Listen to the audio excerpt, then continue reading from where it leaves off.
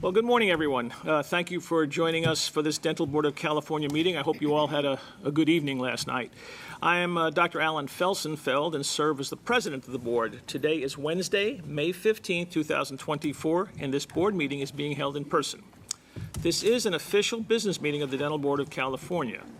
The board welcomes public comments on any item on the agenda, and it is the board's intent to ask for public comments prior to the board taking action on any agenda item. Depending on the number of people who would like to testify on a particular agenda item, a total time limit of 2 minutes will be imposed. We ask all speakers to please stay on topic and not repeat testimony already provided. If you agree with testimony already provided, please just state your name and that you are in support of any comments previously provided. If a time limit is determined to be necessary, please keep your comments within that time limit. I would like to call the meeting to order and ask the board secretary to please call the roll. Good morning, Dr. Lee Larin, Board Secretary. Chan? Chan, aye. Chan, aye. Cheng? Chang, aye. Cheng, aye. David, absent. Felsenfeld? Here, Felsenfeld here. Felsenfeld here. Forge, absent. Larin here. McKenzie? McKenzie here. McKenzie here. Medina? Medina here. Medina here. Molina? Molina here. Molina here. Olage? Olagi here. Olage here. Pacheco? Pacheco present. Pacheco present. Thakur present. You here. Thank you very much. We will move to agenda item 21, which is the board president report on closed session. This is moot since we did not have a closed session last night, so now we will move on to the agenda item number 22, the dental assisting council meeting report. I'm going to ask Dr. Miyazaki, Ms. Miyazaki to come up and give that report. Good morning.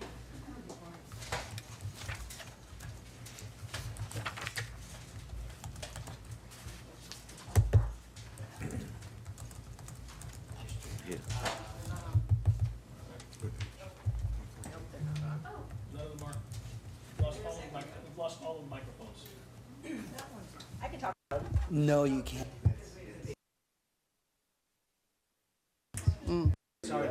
Here.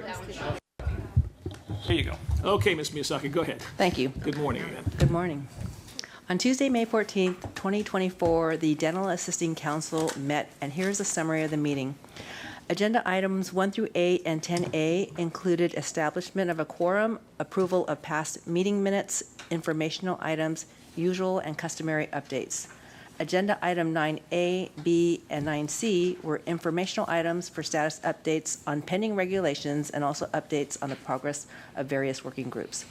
For agenda item 9D, the council moved forward with a motion to approve with changes for making non-substantive changes per section 100 of Title I of the California Code of Regulations, CCR, to repeal CCR Title 16, Section 1069, and its title, and amend CCR Title 16, Sections 1076 and 1086 concerning the Permit Reform Act. This particular section was altered to remove processing times, which were repealed, and remove any references to dental hygiene.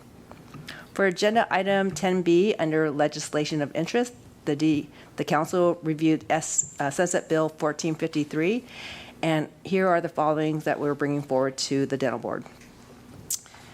First one, 1750.2A1, page 51, lines 22 to 24. Do you want me to repeat that? This section concerning requirements for qualifications to apply for the OAP exam.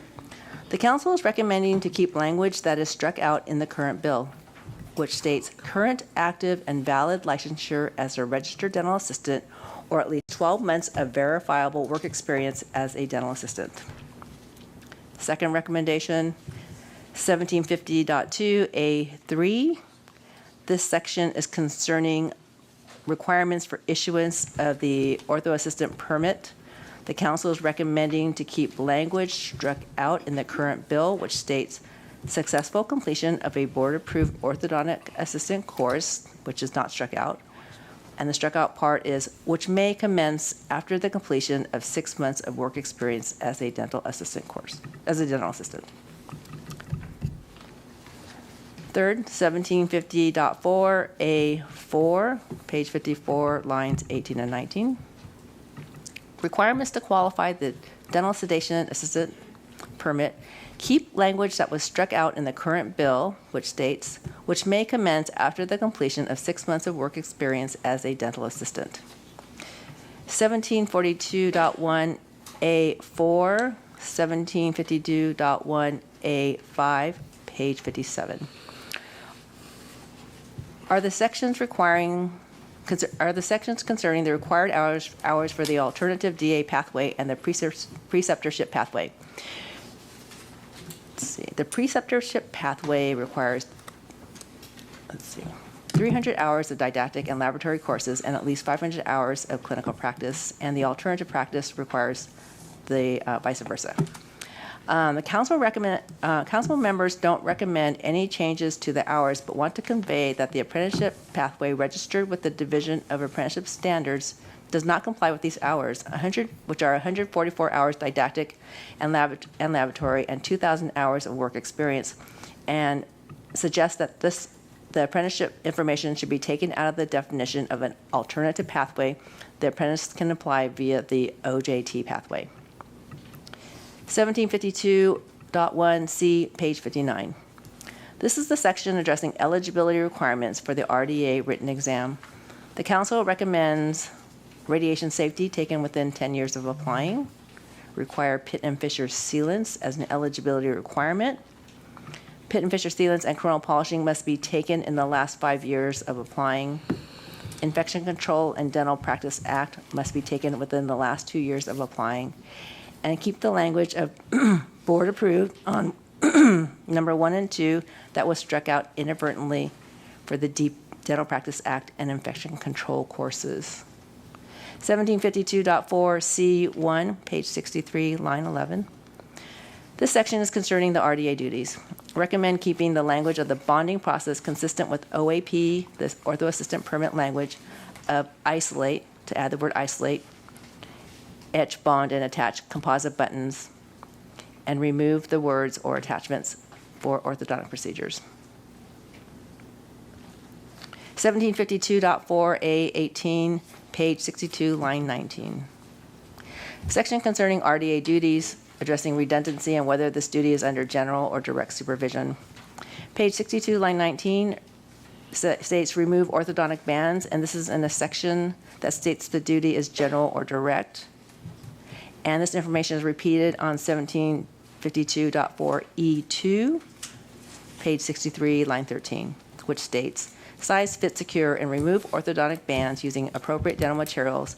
And this is in a section which states the duty is only direct supervision. And that concludes my report. Are there any questions? Thank you, Ms. Miyazaki. This report is informational. No action is necessary, but are there any board comments or questions? Dr. Chan. I'm going to go through, well, first of all,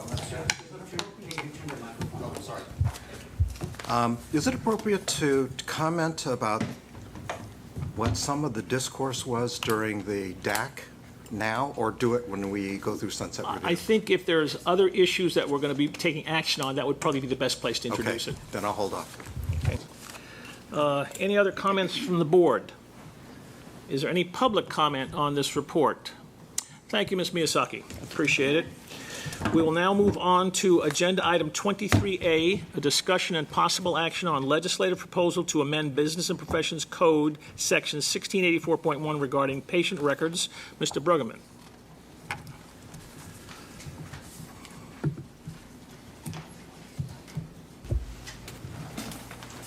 Good morning. I'm David Bruggeman, the Legislative and Regulatory Specialist for the Board.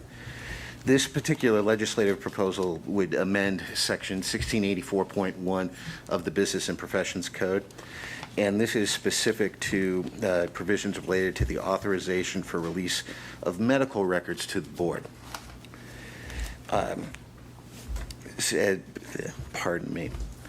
Currently, those entities that fail or refuse to comply with a board request for patient records within 15 days of receiving that request and a patient authorization for release of those records are subject to a civil penalty in the amount of $250 per day for each day the documents have not been produced. And the law goes into a little further detail about those specifics. Board staff have identified concerns with the way the statute is currently written because we do not believe they account for certain circumstances when a patient is unable to provide authorization for release of those records on their own behalf. This can raise concerns with obtaining necessary records to review and investigate complaints because it prevents board staff from obtaining documents that are relevant to those complaints. We also have some non-technical suggestions for amending 1684.1 with respect to gender-neutral pronouns. The specific amendments that we're looking at are in subdivisions A1 and A2 of section 1684.1. If you turn to page 151 in your materials, which is where the proposal text begins, the proposed additions are in underlined text. The proposed strikeouts are in strike-through text. And the basic of the thrust of this particular proposal is to link more explicitly Health and Safety Code section 123105, which would provide for it's the patient access to health records law, and it defines a patient's representative, and that's under the law. That's meant to mean either a parent or guardian of a minor who is a patient, the guardian or conservator of the person of an adult patient, or an agent as defined under the probate code to the extent necessary for that agent to fulfill their duties, or the beneficiary or personal representative as specified of a deceased patient. Board staff are recommending adopting these provisions in order to facilitate the obtaining of these records in a timely fashion to support our investigations. So we do have suggested motion language in page 150. If the board is supportive of the proposal, we recommend they pursue option 1. If they do not wish to pursue the proposal this time, no motion would be necessary. Thank you. Is there any board discussion about the issue? I see none. Would anyone like to make the motion? A motion. Dr. Chan. You got to read it. Number 1, move to recommend. I'm sorry about that. I'm sorry. Move to recommend to the California State Legislature inclusion in the Board Sunset Bill a legislative proposal to amend BPC Section 1684.1. You second. Dr. Yu seconds it. Thank you very much. Is there any additional board discussion on this motion? Seeing none, is there any public comment on the motion? Seeing none, the board secretary, would you please take the roll and record the votes? Okay. A move to recommend the California State Legislature inclusion in Board Sunset Bill, a legislative proposal to amend BPC Section 1684.1. Chan? Chan, aye. Chan, aye. Chang? Chang, aye. Aye. David, absent. Felsenfeld? Felsenfeld, yes. Felsenfeld, aye. Forge, absent. Larin, aye. Mackenzie? Mackenzie, yes. Mackenzie, yes. Medina? Medina, aye. Medina, aye. Molina? Molina, aye. Molina, aye. Olage? Olagi, aye. Olage, aye. Pacheco? Pacheco, aye. Pacheco, aye. Takur? Takur, aye. Takur, aye. You aye. You, aye. Motion passes. Secretary. A discussion and possible action on a legislative proposal. The mics aren't working. I should turn that on. I will. There you go. Thank you. Sorry about that. I'll start off by thanking the board secretary once again. We now move to agenda item 23B, a discussion and possible action on legislative proposal to amend BPC section 1601.1 regarding board composition. Mr. Bruggeman, would you present this, please? Of course, thank you. And again, this is David Ruggeman. The board, as you're most likely very well aware, comprises of 15 members at full capacity. Consists of 8 practicing dentists, 1 registered dental hygienist, 1 registered dental assistant, and 5 public members. The board is also responsible for appointing the members of the Dental Assisting Council, and prior to the creation of the Dental Hygiene Board of California, had authority to over what was then called the Dental Hygiene Committee of California. Since that is now its own separate board and is no longer the board's jurisdiction, the board no longer regulates any category of registered dental hygienist. the presence of a member that is a registered dental hygienist does not have the direct benefit it once did. And so the board staff are recommending that the board consider a legislative proposal to change the composition of the board to replace the registered dental hygienist member of the board with a second member that is a registered dental assistant. The legislative language can be seen on page 155. As with the previous proposal, the recommended additions are in underlined text. The recommended deletions are in strike-through text.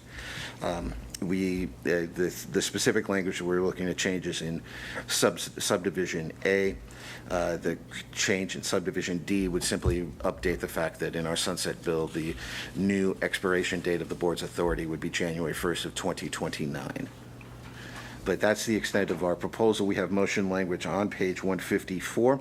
Should the board support the proposed recommendation, option 1 would be to support the recommendation as currently written. Option 2 would accommodate any amendments that the board may choose to make at this time. And then, again, the board does not have to advance this proposal, and if they choose not to, then no motion would be necessary. Thank you, Mr. Bergman. Is there any board discussion on this topic? Good Chico. morning. Yes. So in listening to the Joint Sunset Review Oversight Hearing Review of the Dental Board of California, a state assembly member by the name of Diane Dixon had been asked by stakeholders if an additional RDA could be on the dental board. The dental assisting stakeholders presented by Melody Randolph also had this question of the board. Little background information. So the state of California is a complex state, and it is unique in that we're the only state in the nation that has 2 separate licensing boards, the Dental Board of California for dentists and registered dental assistants, which an RDH sits on, and the Dental Hygiene Board of California for registered dental hygienist, which a dentist sits on. Both dental assisting and dental hygiene fall under the category of allied health professions because there's a lot of crossover, as we have heard the last 2 days. This gives the board the unique opportunity to continue to follow what is being asked of boards today, and that is to be inclusive and as broad as possible. By eliminating the registered dental hygienist, the board would lose that perspective. To accomplish a diverse board, I would like to motion to recommend to the board to consider and approve a board composition as follows: 5 public members, 2 RDAs, 1 RDH, and 7 dentists. This still fulfills the complement of 15 dental board members. And that is my discussion. Is that a motion? That is a motion. So we have a motion to do what Ms. Pacheco was talked about in terms of the composition of the board, eliminating 1 dentist and leaving and adding a dental assistant. Am I correct in that? Is there a second? I'll second. We have a second. All right. Is there board discussion on this motion? Mr. Chang? Is there a particular reason why to remove 1 dentist as opposed to removing 1 additional public member? Or are we required to have 5 public members? Dr. Montez? The legislature frowns upon that. The legislature supports having a public balance, and this keeps us from partaking in decisions that could be seen as conflict of interest. So that's why in the board memo, we recommend, board staff recommends not reducing the public membership as well as not adding a board member. Thank you. You're welcome. Okay. Is there any other discussion on this motion? Mr. Pacheco, did you want to say something else?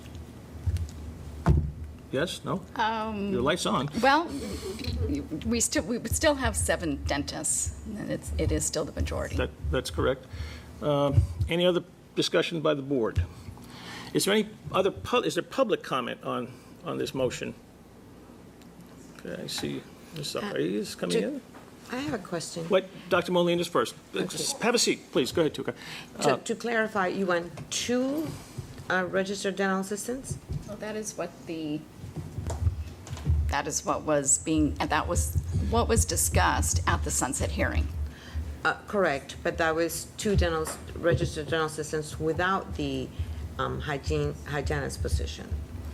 Correct. Okay. so- However, there is a dentist on the Dental Hygiene Board of California.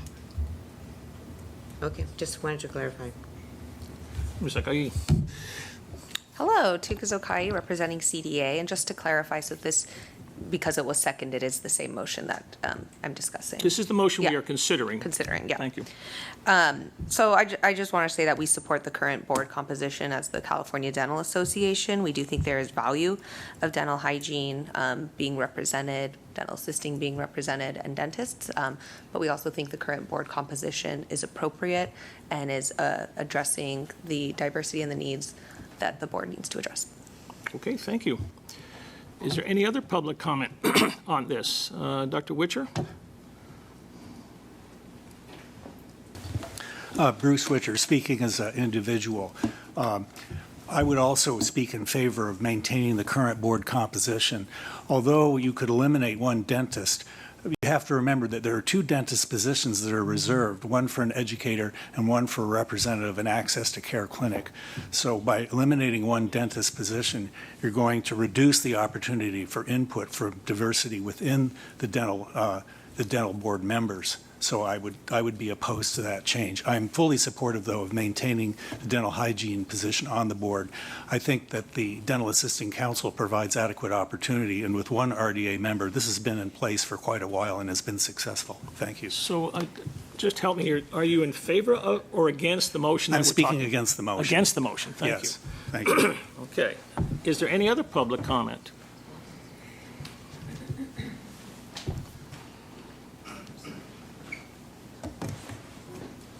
Dr. Lori Gallardi, representing FADE. We would speak in favor of that motion. We think it's important that all members of the dental health team are represented on the board, since all of them utilize dental assistants, that it's nice to get that diverse opinion from a hygienist perspective, in addition to having more than one RDA. There could be an RDA and an RDAEF that have different roles as a dental health team member. So we would support the addition of an RDA member and retaining the RDH. Thank you, Dr. Gallardi. Ms. Becker? Sherry Becker, representing the Alliance. We speak in favor of the additional RDA on the board. The disparity between the numbers of dental assistants versus dentists and the disparity of representation on the dental board has been a concern for quite some time. So we would speak in favor of the addition of the RDA. Thank you. How do you feel about this? Both motions are going to add an RDA. The question is, do we take away the hygienist or do we take away a dentist? That's what we're asking about now. Do you have an opinion on that part of it? With the hygienist on the board, because they do have their own board, so we don't have an opinion. You don't have an opinion. That's perfectly fine. Okay, thank you. I see Mr. Lum. Good morning, Anthony Lum, Executive Officer of the Dental Hygiene Board. Just want to reiterate what I've said at your past meeting as well, is that having a dentist member on our board provides insight directly that many of our maybe licensees and definitely our public members don't have. And I just think that this proposal is something that should be heavily considered, because the perspectives that the hygienist provides is invaluable. Thank you. Thank you. Any other public comment? Seeing none, we're ready to vote. Oh, Dr. Chan, do you want to add something? As a pediatric dentist. Close to the mic, please. As a pediatric dentist, I'm very sensitive to sacrificing one of our babies. So, point of information, maybe for the executive officer. Is there a nurse that's on the medical board? Because they have their own board. I do not know, but we could probably find out. Oh, I mean, seeing somebody in the audience say no. That's not the case. There is no nurse on the medical board, is that correct? Correct. Okay, thank you. Yeah. Okay. And again, I would, well, I'm going to stay out of it for now. Okay, additional comment, Dr. Lorin, I'm sorry. Just to clarify, okay, so if the motion that is on the table is option 2. No, the motion that's on the table is not in the book.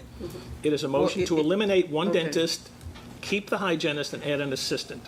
in lieu of that. And then motion 1 is the one was suggested earlier, and Motion 1 is to make the change to eliminate the hygienist. I want to Yes, make sure yes. everyone's clear on this, Yes, because we it's a wanna be little clear. confusing. Yes. Eliminate the hygienist and add an assistant in that seat. and motion 3 is to do nothing. Nothing. Okay. To leave it, everything as it is. But we haven't got any of those motions before us. We're going to vote on Ms. Pacheco's motion. What's Okay. that? Can you repeat the Some, motion? totally different from those three. So when it comes to reading the motion, I will help you. Don't Okay. worry about that part of it. Ms. Randolph, good morning. Good morning, Melody Randolph, representing the Alliance. With respect to hygienists and what has been said so far, definitely need their input and opinion as part of the team, for sure, but it doesn't have to be someone on the board with a voting position on the board. They can speak at any meeting and put their input in, and we can still hear from hygienists without giving them one of the 15 spots on the board. And we really need to keep, since they have their own board, we need a bigger voice for assistants, and we need to keep all of the dentists on the board. So we would vote against the current motion. Thank you. Speaking against the motion. Is there any further public comment? I see none. All right, Dr. Lorin, we're going to help you out a little bit. We're going to take the vote, and the vote will be to, and I'll bring it down to the minimum so we understand it. Let me for Dr. Lorin and for the rest of the board that's voting, a yes vote on this will mean that we are going to keep the hygienist, eliminate one dentist, and add an assistant. A no vote will mean we're not doing any of that, and we're going to move on to something else. Does everyone understand that? Dr. Thakur stepped out. Dr. Thakur stepped out. We still have a majority. We still have a quorum, though. We have to vote if she doesn't come back. All right. So, Dr. Thakur is here. All right. Dr. Thakur, I will explain it again one more time so we're very clear as to what we're voting on. A yes vote means we're going to honor the resolution or the motion before us. That means we're going to keep the hygienist, add an assistant, and eliminate one dentist to keep to our 15. A no vote means we're not doing any of that. And we'll bring up something else to make some decision on this. Is that clear for everybody? Okay, Dr. Lorin, call the roll. Oh, what? Some more. Ms. Welch, sorry. I just want to clarify the motion slightly in that it would be, the motion is to recommend to the California State Legislature inclusion in the board sunset bill, amendments to Business and Professions Code Section 1601.1 with the already identified changes to the board membership. Thank you. That's the official reading on it, and that's very important. Okay. Once again, we're ready to go. Dr. Lorin, please call the roll and get the vote. Yes. there. Okay, so here's what we need to do. As soon as you finish speaking, turn off your microphone and the next person can. Dr. Lorin, can you speak into your mic right now? Chan. I guess we're doing okay. All right, let's take the vote. Go ahead. Chan? Chan, reluctantly, no. Cheng? Chang, no. David, absent. Felsenfeld? No, Felsenfeld. Forge, absent. Larin, no. McKenzie? Kenzie, yes. Yes. McKenzie. Medina? Medina, no. Medina, no. Molina? Molina, no. Molina, no. Olage? Olagi, no. Olage, no. Pacheco? Pacheco, yes. Pacheco, yes. Thakur? Takur, no. You know. Motion does not pass.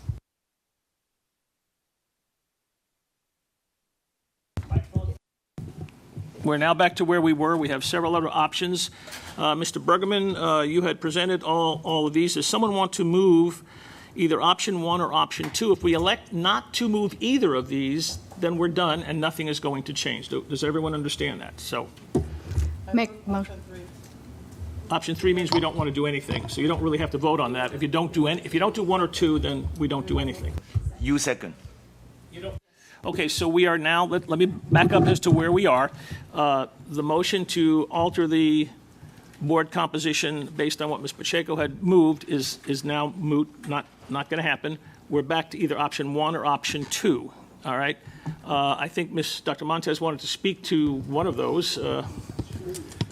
Yes, Tracy Montez, Executive Officer of the Board. I just wanted to speak to option number 1, which comes from board staff and my I'm going to say, additional years of working with the dental board. I've been here almost 2 years in this position, but I've had a long history working with the dental board in other capacities.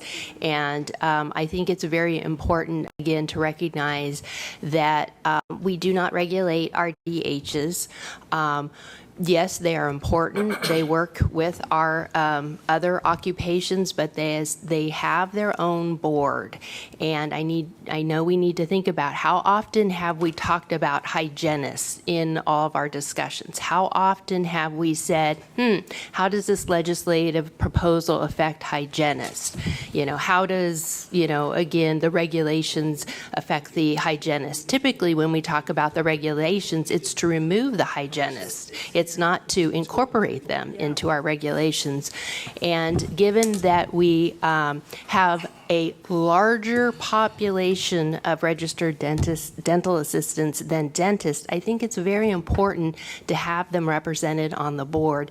And as our committees or our stakeholders have shared, this is something that they've been asking for quite some time. And I think it's a really easy thing to do to give them a voice. You still have the majority of dentists, but you give them an opportunity to have not only an RDA, but an RDA-EF. And I think that that's very helpful. I also like to think that we have an exceptional relationship with the hygiene board, and certainly will always have their input and involvement in the work that we do. So I would just like to respectfully ask the board to be thoughtful in this process of where our RDAs fit in our board composition. Thank you. Thank you. I'll move. Let me move the motion. And Mr. Cheng, did you want to speak? Yeah, I do have a question to Board Member Olage. You are the RDA on our board. Do you have an opinion on this as the RDA representative? I mean, as an individual. If she wants to answer that, she doesn't have to necessarily. No, that's right. It's just a question. I mean, if there's no comment, then there's no comment. So I just want to ask a question. So option one would be to remove the RDH and 2 RDAs, correct? Add an RDA in that position, that's all, And just swap. And the Yes. dentists stay the same. That's correct, that's option one. All right. So I'm going to move to approve for submission to the California State Legislation and legislation proposal to amend Business and Professional Code Section 1601.1. So that. Cheng, second. All right, so we have a motion and a second, and that answers your question, I think, Mr. Cheng. It does. Do we have any board discussion about this motion? I see none. Any further public comment on the motion? All right. Go ahead, Ms. Becker. You're ahead of her. She stood up first, but you're ahead of her. Go ahead. No, go ahead. Go ahead. Sherry Becker, representing Sherry Becker. I'm sorry, what's the motion? The motion is to to eliminate the hygiene position and add the assistant in there, which is what you were talking about earlier, I believe. Thank you. So Sherry Becker, representing the Alliance, we are in support of adding the RDA. Thank you. Thank you. Ms. Okai. So Tuka Zokai, representing the California Dental Association, and just reiterating that we think the current board composition is appropriate as it is, especially since it has diverse representation, and knowing that there's close work between the dental board and then the dental assisting council of the board, where there is very diverse RDA and RDA-EF representation. And the current board composition, with public members, RDH, RDA, and dentists, it includes the whole team and all the individuals that would be working together. And losing the RDH perspective on the dental board could have impacts where we are not having that voice represented on the board that impacts their dental team members. So you are speaking against this motion? I speak against the motion. Thank you. Okay. Dr. Witcher, are you coming up?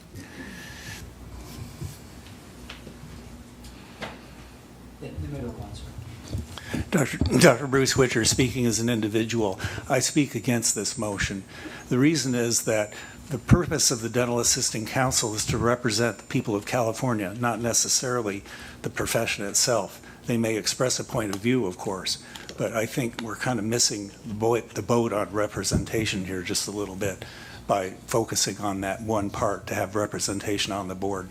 Board members are supposed to have the public interests in mind, not necessarily that of the profession. Their charge is to put protection of the public against above all other interests in any consideration. Thank you. And you are speaking against it as well, then? Yes, I am. Thank you. Make it clear. Any other public comment? I see no one rising. Board Secretary, will you please call the roll and take the vote for us? The motion is to move to approve for submission to California State Legislature the legislative proposal to amend Business and Professions Code Section 1601.1. Chan? Chan, aye. Chang? Chang, aye. Chang, aye. David, abstain. Felsenfeld? Felsenfeld, aye. Felsenfeld, aye. Forge, abstain. Absent, sorry. Larin, yes. McKenzie? McKenzie, yes. McKenzie, yes. Medina? Medina, aye. Medina, aye. Molina? Molina, aye. Molina, aye. Olage? Olagi, aye. Olage, aye. Pacheco? Pacheco, no. Pacheco, no. Thakur? Takur, aye. Thakur, aye. You? You aye. You, aye. Motion passes. Thank you, Board Secretary. We may now move on to agenda item 23C, a discussion and possible action on legislative proposal to amend BPC Section 1645 regarding continuing education requirements for license renewal. Mr. Bergman, you're up again. Hello, this is David Bruggeman again. Over the last several years, both the state of California and Governor Newsom specifically have been advancing issues related to mental health and to diversity, equity, and inclusion.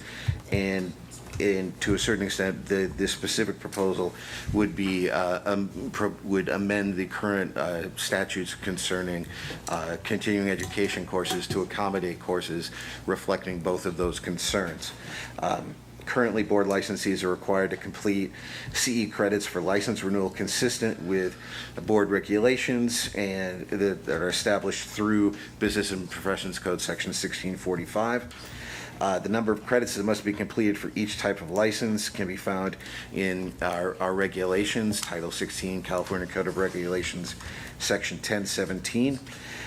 These courses that are recognized for satisfaction, it's described in 1016 of our regulations. Specifically, 1016 subsection B2 recognizes credit for continuing education credit courses relating to the actual delivery of dental services to the patient or to the community. Examples would be courses in dependency issues and substance abuse, such as alcohol and drug use, as it relates to patient safety, professional misconduct, ethical considerations, or malpractice. Another example would be the courses in behavioral sciences, behavior guidance, and patient management and the delivery of care to all populations, including special needs, pediatric and sedation patients when oriented specifically to the clinical care of the patient. Another example would be courses in cultural competencies such as bilingual dental terminology, cross-cultural communication, provision of public health dentistry, and the dental professional's role in the provision of care in non-traditional settings when oriented specifically to the needs of the dental patient and that will serve to enhance the patient experience. However, there's another portion of those regulations which prohibits recognition for CE credit courses considered to be of direct benefit to the licensee, including courses in the licensee's personal health or things outside of the scope of dental practice.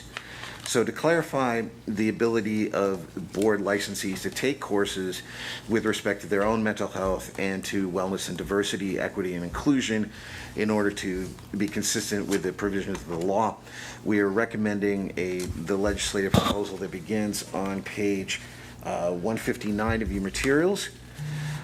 We do have a technical correction to make to this text before I get into the further discussion. If you were to look at 1645 subsection D, it starts, the proposed additional language starts with the phrase, satisfactory completion of board-approved courses in the following subjects shall count as continuing education in courses in the actual delivery of dental services to the patient or the community. We're going to be striking the phrase board-approved from this language. The provision of these courses would be by approved providers. The specific courses would not themselves be reviewed, but the providers that are presenting these courses to our licensees would be approved by the board. Dr. Montez, have I accurately captured that change? Yes, you have. Thank you.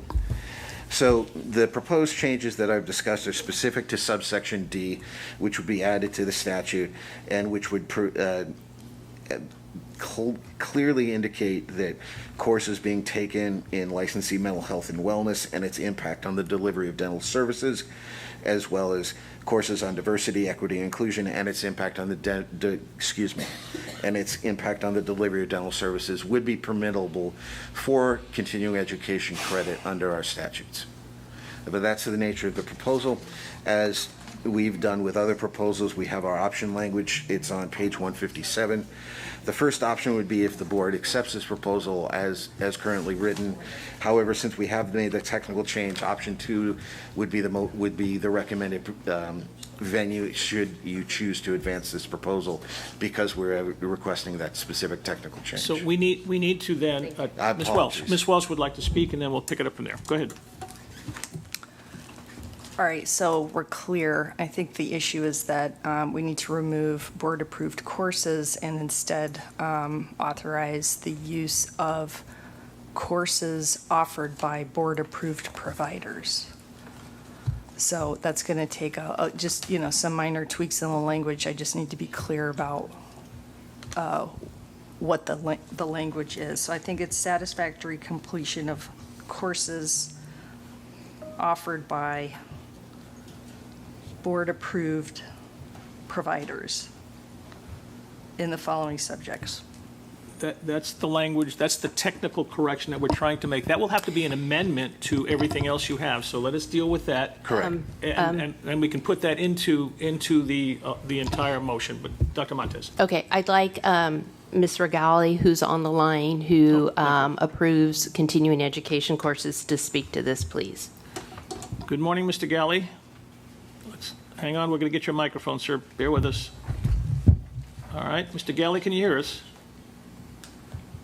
Yes, can you hear me? Okay, that's not Mr. Galley. Page. Oh, it's Regali. It's Paige. I'm sorry. Miss Regali, I'm sorry. I was hearing something else. Go ahead, Paige. So basically, the correction that we wanted to make, the technical correction, is that we just want, the board doesn't want to have to, or board staff don't want to have to approve these courses similar to the way that we now approve the opioid course, the infection control, and the dental practice act course. So we want this to be an option for licensees to take as part of their renewal versus them having to do board approved courses, which means that we would have to then create some type of guidance and make a regulatory change to include this information of what board staff would be looking for and go through and actually approve each course. We want the licensees to be able to count these type of courses as part of their required units for their biennial renewal cycles, but they can then take them from any registered providers that have permits issued by the dental board. And then we also allow them in our regulations to take them from our PACER Serve approved providers as well.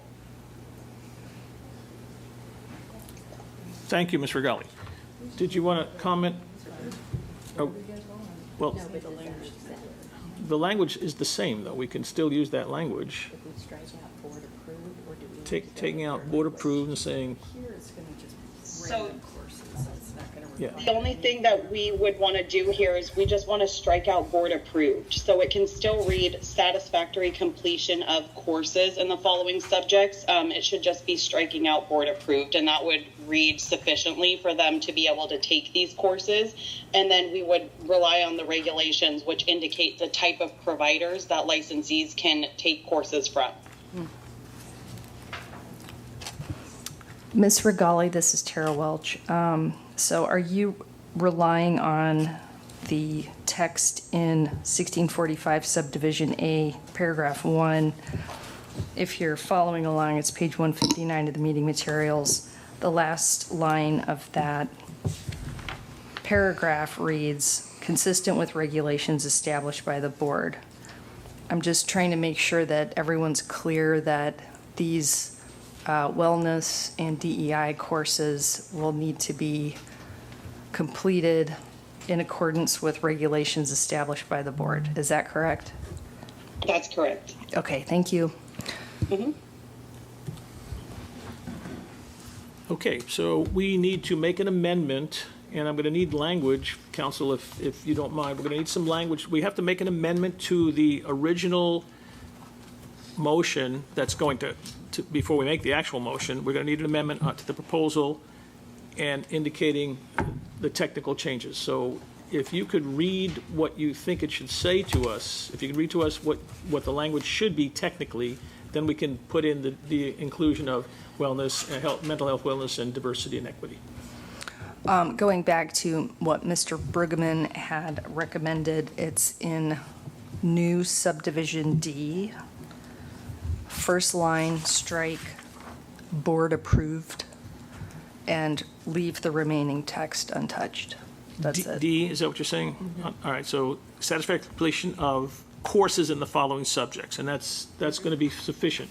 All right, so we need to make an amendment to the what's going to be the proposal. We have to make the amendment first that we want to strike out the word board approved.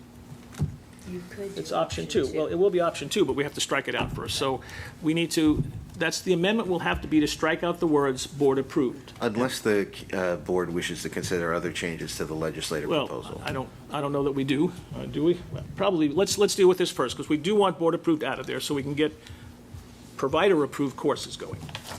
Is there a discussion on that? All right. So someone needs to make a motion that we strike out. I'll do that. I would like to move that we strike out board approved in. What is that? Now, I had it here in front of me. What is the section D? Section, it's 1645, section D, and the first line, section D. Hang on, it's right here, satisfaction, and it will read satisfaction to completion of courses in. The words board approval come out of that. Is everybody clear on what we're talking about? All right. Is there a second? You second. Well, Dr. Thakur's hand went up as you were talking, Dr. Thakur has seconded it.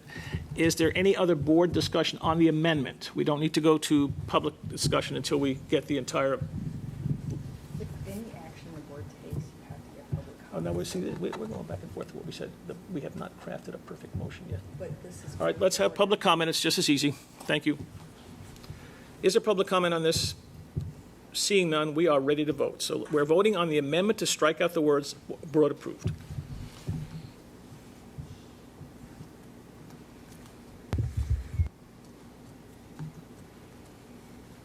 Dr. Loren? Oh, just call the roll. We have a little lull, but let's move on. I thought we were going to ask the public. Sorry, it's Chen? It's not working. It's not working? We lose it again? We're voting on the motion to strike out. Try again. Chan, aye. Chang? Chang, aye. Chang, aye. David, absent. Felsenfeld? Felsenfeld, aye. Felsenfeld, aye. Forge, absent.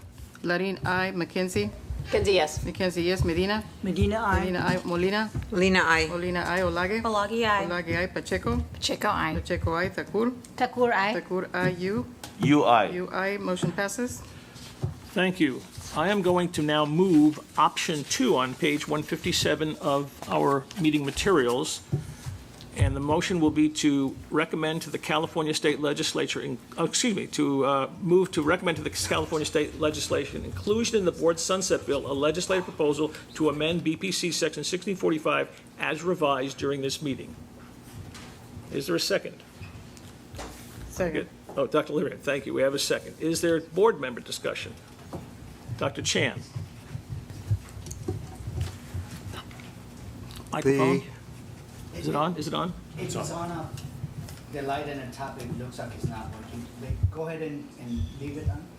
Just leave the light is on. Just go ahead and talk, please. Okay. Yeah. It's working. So a couple of comments. First of all, for including mental wellness, I don't know what that means yet in terms of how and what kinds of courses would it be appropriate for this provision. So it's new territory, mental health. The second thing is about the DEI, diversity, inclusion, equity. We have to, you're not going to eliminate bias. You can make the practitioners aware of it. Cultural competency is not the same as just language. I trained in South Central LA, and I learned in time in my residency that people that speak Spanish from Venezuela culturally is different than El Salvador, is different than Colombia. Be careful of assumptions. And culturally, they're different. As the Soviet Union opened up, and the countries from the former Soviet Union opened up, they weren't just speaking Russian. They were speaking their native languages that were subordinated. They're different culturally. Look at all the countries from the broken up Soviet Union. China, as that's opening up, we're getting immigrants from that area too. I think I shared with some people that I've gotten patients from Tibet and from Mongolia and some of the far western regions of China that I had to look up where it was. Be careful of assumptions. Thank you, Dr. Chan. Dr. Montez. I must take this opportunity because this is a very good example of the challenges associated with translating exams. So thank you. On a positive note, though, I again would really like to just say that this is huge for the board to move forward with this. It is being consistent with the governor's initiatives and allowing this to be a voluntary continuing education gives more options to our professionals who may want to take a course to help them provide good services to their patients. So thank you. Thank you. Dr. Yu. Yeah. Go ahead. The I've microphone's been there. taking courses related to mental health for quite a few years already. There's an organization giving mental health courses for dentists also. So it's helpful, and I learn a lot. Thank you. Any other discussion on the motion? Is there, and we're about to vote, so is there public comment on this motion at this point? Seeing none, we are voting on option 2 with it as modified, as revised. So go ahead, Dr. Loren. The motion is to recommend to the California State Legislature inclusion in the Board Sunset Bill a legislative proposal to amend BPC Section 1645 as revised during this meeting. Chan? Chan, aye. Chan, aye. Chang? Chang, aye. Chang, aye. David, absent. Felsenfeld? Felsenfeld, aye. Felsenfeld, aye. Forge, absent. Larin, aye. McKenzie? McKenzie, yes. McKenzie, yes. Medina? Medina, aye. Medina, aye. Molina? Molina, aye. Molina, aye. Olage? Olage, aye. Olage, aye. Pacheco? Pacheco, yes. Pacheco, aye. Thakur? Thakur, aye. Thakur, aye. You? UI. You, aye. Motion passes. Thank you, Board Secretary. We're going to move on now to Agenda Item 23D, a discussion and possible action on legislative proposal to amend BPC Sections 1646.1, 1646.2, and 1682 regarding general anesthesia and sedation permits. Mr. Bruggeman. Thank you, President Felsenfeld. These sections of the statutes relate to the revisions to the anesthesia and sedation laws provided through SB 501. This would add to several of the other legislative proposals that the board has approved since that bill was implemented, and specifically those areas are going to address aspects related to the training that would be required for individuals that are present in the room providing the anesthesia services, as well as some clarification to language in BPC Section 1682 related to categories of sedation that are no longer considered under statute. So specifically, when we look at Section 1646.1 of the Business and Professions Code, Subdivision A, it authorizes the dentist to administer or order the administration of deep sedation or general anesthesia on an outpatient basis if the dentist possesses either the current license in good standing and a general anesthesia permit issued by the board, or a permit under Section 1638, and then the specific language that we're looking to change here can be found in the highlighted areas in the legislative materials. That starts on page 164. If we're looking at Section 1646.1, the change here would be to add a new subdivision B, and this would require that the dentist that is providing the administration of the sedation to maintain current certification in advanced cardiac life support. The subsequent sections within 1646.1 are being renumbered, and then we're making a similar change to section 1646.2, that we're adding that this is specific to the permitting requirements, that when they're applying for the permit, they would need to demonstrate current certification in advanced cardiac life support. Those are the specific changes related to the training. We have an additional reference to the I'm looking at section 1646.2. We're adding the requirement in subdivision A, but in subdivision C3, we're removing the reference to advanced cardiac life support because we believe that to be redundant if we were making the change earlier in the subdivision. But that's specific to section 1646.2. With section 1682, at the very end of the subsection, subdivision E3, we're removing the reference to oral moderate sedation. We're converting that to the current term of oral concert sedation. And so this is simply a cleanup change, the specific change to reflect the current laws. But those are the proposed changes. As we have been doing with the other legislative proposals, we have the options.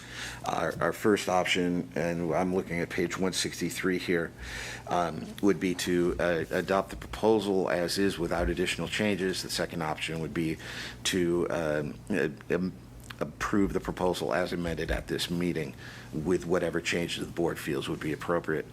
Of course, if the board does not wish to advance this legislative proposal, no action is necessary.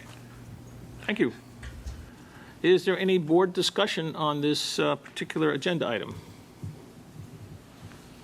Seeing none, who would like to make a motion? Seeing none, Dr. Chant, go ahead. Going to move option A, to move that the board recommend to the California State Legislature for inclusion in the Board Sunset Review a revised legislative proposal to amend Business and Professions Code sections 1646.1, 1646.2, and 1682 as amended. I will second that. Thank you. Is there board discussion on the motion? Seeing none, is there public concern or public discussion on the motion? Seeing none, we are ready to vote. Dr. Loren, if you'll be kind enough to call the roll and take the vote. The motion is to recommend to the California State Legislature for inclusion in the Board Sunset Bill a revised legislative proposal to amend Business and Professions Code Section 1646.1, 1646.2, and 1682. Chan. Chan, aye. Chan, aye. Cheng. Chang, aye. Cheng, aye. David, absent. Felsenfeld? Felsenfeld, aye. Aye. Forge, absent. Larin, aye. McKenzie? McKenzie, yes. McKenzie, aye. Medina? Medina, aye. Medina, aye. Molina? Molina, aye. Molina, aye. Olage? Olage, aye. Olage, aye. Pacheco? Pacheco, aye. Pacheco, aye. Thakur? Thakur, aye. Thakur, aye. You? You, aye. You, aye. Motion passes. Okay. Thank you. We're now going to move on to agenda item 23E, a discussion and possible action on legislative proposal to amend BPC section 1701.1 regarding website posting of citations for unlicensed practice. Mr. Bruggeman. Thank you. Again, this is David Brugman, Legislative and Regulatory Specialist for the board. It's come to the attention of board staff that while the board is required to post on its website enforcement actions against licensees, and this authority is Business and Professions Code Section 27, Subdivision A. It's not clear to us that the board has the authority to post on its website citations issued by the board for unlicensed practice. Now, unlicensed practice cases come in two basic categories: reports of staff performing duties that is outside the scope of their license, or dental procedures that are performed by unlicensed individuals. So unlicensed practice of dentistry is a violation of Business and Professions Code Section 1701.1, and it's punishable by fine, imprisonment, or both. The board does not prosecute criminal cases, but can institute administrative citations for unlicensed practice. Boards are authorized by Business and Professions Code Section 148 to issue administrative citations to unlicensed individuals. The board regulations also specify how the executive officer can issue those citations. Doesn't prevent the board from pursuing other remedies should the case warrant. Basically, we would seek in this particular proposal the clear authority to post on our website in order to protect the public and by making them aware of the unlicensed individuals who have been disciplined for unlicensed practice. If they were licensees and they were conducting, they were found to be have violated those provisions, then by the nature of them having a license, that information can already be found, looked up through the existing authorities. But we would seek this change in order to ensure that we can provide information to the public about the unlicensed individuals cited for unlicensed practice. Thank you. Is there board member discussion on the topic? Is there a motion? I'll move. Mr. Chang, what are you moving? You have to read it to us, please. Chang moves to recommend to the California State Legislature for inclusion in the Board Sunset Bill a legislative proposal to amend BPC Section 1701.1 to authorize the board to post on its website citations for unlicensed practice. Is there a second? Mackenzie, second. Ms. McKenzie, thank you. I would like to speak in favor of this. I mean, if you think about what we do here, protection of the public is number one, and what better way to protect the public than to keep them from going to unlicensed practitioners, because there's no value in that for us, because we can't in any way control that. So I think this is an excellent idea. Dr. Montez and then Dr. Thakor. And again, I just so appreciate this because our investigators who are in the back room have seen things that we can only imagine. The shocking activity done by unlicensed individuals. And they recently did, our special operation down in Southern California. And it was unreal. I won't go into the details, but hopefully this might help or deter some individuals. So thank you. Dr. Thakor. Yeah, I think that there needs to also be a way for the public to know that their dentist is licensed and that they can look up. I don't know what we can do to get that message out to people. Like the Dental Board of California's website can, you can look up your dentist. We're supposed to have a sign in our offices. There's supposed to be a sign in in our offices, offices yes, that says that. But prior to that, an unlicensed practice will not have that sign. probably not. Yeah. All right. So I don't know if there's anything we can do or think of. Like, how Well, do we get the word out? I suppose that's public relations, and if someone wants to go to the website and say, is Dr. X licensed, and they don't see it, then that's something they certainly can do if they are going to do that. Dr. Montez. And that's why we're trying to do outreach, because that's where we will get the individuals. And again, staff went last year to Fresno to do some outreach. We're trying again, what's challenging is our budget situation. And I don't mean the board's budget, I mean the state's budget, which does require exemptions for activities that are not mission critical, although I know we would all argue this is mission critical. Very so. Dr. Chan, try the mic. Is the newsletter, the next newsletter coming out, and maybe including this in the vignette? And who's our distribution for the newsletter? It is anyone on a listserv. So again, the general public may not be aware of it, but certainly we can always include that in our newsletter. And again, we'll bring back in August some ideas for outreach. How's that? We'll see what, because we can pair it maybe with CSLB, the contractors. They do a lot of outreach. Okay. The motion has been made and seconded. This is board comment. Is there any additional board comment? Is there any public comment? Ms. Borges. Christy Borges. Turn your mic on, please. Sure. Thank you. Okay. Christy Borges, just clarification, is this just for dentists who are practicing without a license? Or are these for dental assistants who are doing RDA duties, or RDAs who are doing RDAEF duties? It's for everybody. Thank you. Let me clarify if I can. There's a one code section, I think it's 125.9. maybe I'm wrong, there's a general business and professions code section that requires the board to post on the internet all enforcement actions against its licensees, which the board already does. This bill or proposal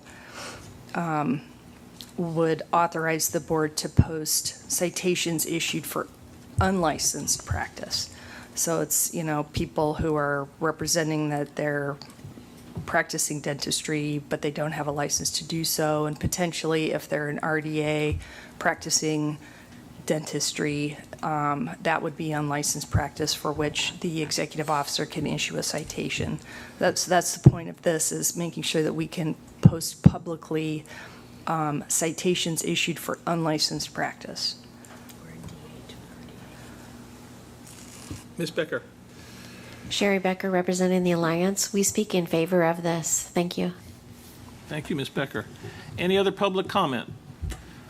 Board Secretary, please call the roll and take the votes. Motion to recommend to the California State Legislature for inclusion in the Board Sunset Bill a legislative proposal to amend BPC Section 1701.1 to authorize the board to post on its website citations for unlicensed practice. Chan? Chan, aye. Chan, aye. Chang? Chang, aye. Chang, aye. David, absent. Felsenfeld? Felsenfeld, yes. Felsenfeld, aye. Forge, absent. Larin, aye. McKenzie? McKenzie, yes. McKenzie, yes. Medina? Medina, aye. Medina, aye. Molina? Molina, aye. Molina, aye. Olage? Olage, aye. Olage, aye. Pacheco? Pacheco, yes. Pacheco, aye. Thakur? Takur, yes. Thakur, aye. You? You, aye. You, aye. Motion passes. Thank you. We've been working very hard. Let's take a bio break. It's now 9:40 by my atomic watch. How about 9:55? We'll come back and go back to work.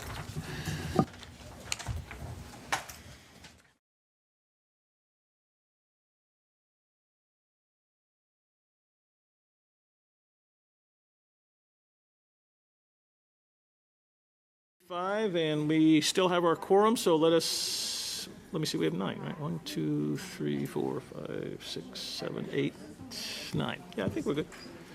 All right. We have 9. 4, 5, 6, 7, 8, 9. All right, we have a quorum still, and here's Dr. Thakur as well. So let us go back. We're going to resume our schedule. We're on agenda item 24A, the tentative legislative calendar. Mr. Bruggeman. Hello, thank you. This is David Bruggeman, Legislative and Regulatory Specialist for the Board. I'm going to be discussing the legislative calendars. You can find those starting on page 173 of your meeting materials. This week is a pretty important week in terms of legislative activity. Tomorrow, both the Senate and Assembly Appropriations Committee will be holding what are called their suspense file hearings. Most of the legislation that is considered qualifies for a suspense file hearing, and so we'll learn over the next 48 hours if a number of different bills will be advancing further in the legislative process. For those bills that do proceed to go from their house of origin to the other house for consideration, the relevant deadlines come up in July and in August. By the 3rd of July, policy committees must have considered all of the bills. Any bill that is going to become law must have been considered by the policy committee in the House that it did not originate in. So an assembly bill will have had to have been heard by the policy committee in the Senate and vice versa. And that's by July 3rd. The last day for each house to pass bills is August 31st. And the governor will have 30 days from there or until September 30th to sign these bills into law. If bills are approved prior to the August 31st date, the governor has a shorter window of time with which to consider and sign legislation, but those are the basics. So the actions that the board takes later this morning with respect to legislation, the board staff will be communicating with the relevant committees as soon as practical in order to comply with the legislative calendar. That completes my report considering the calendars, and we'll open it up for any discussion at this time. It's an informational item, just if there's any no action questions is or comments. necessary. Is there any board member comment on the item? Any public comment on the item about the legislative calendar? Seeing none, we're going to move on to, I believe it is 24B, an update regarding the board's sunset review. Mr. Bruggeman. Thank you, President Felsenfeld. So since the February board meeting, the board stepped before the legislature for its sunset review hearing. This took place on March 12th. Board President Felsenfeld and Executive Officer Montez appeared in person before the board. Members of the board and the public can access the archived video of that hearing through the link that's included in the memo, or you can search that through the Assembly's media website. Members of the public can still remark on that hearing. They can submit comments in writing. There's something called the position letter portal that is available to them and to the board to provide those types of comments to relevant portions of the legislature. Before that sunset hearing, the committee issued a background paper, and that was informed by our board sunset report and other comments from stakeholders. You can access that material online as well. The board did submit a formal response to those issues that were identified in the background report on April 5th of this year. All of those materials and our discussions later today are going to inform the board's sunset bill, which is SB Senate Bill 1453. And the main purpose of the bill is to extend the board's regulatory authority beyond the current expiration date of January 1st, 2025. At present, it is in the Senate Appropriations Committee. It will have a hearing tomorrow. I will monitor activities. I anticipate that it will pass, given that it is a sunset bill, and that the action and the focus will shift to the Assembly Business and Professions Committee at that point. The comments that the board has and official positions taken will be submitted to the relevant committees after this meeting. And at this point, that concludes my report considering the sunset review process. Thank you. This is to talk about the process that we're undergoing. This is a non-action item. There's no action necessary, but it's informational. Are there any board questions or comments about this report? Seeing none, is there any public comment about the report?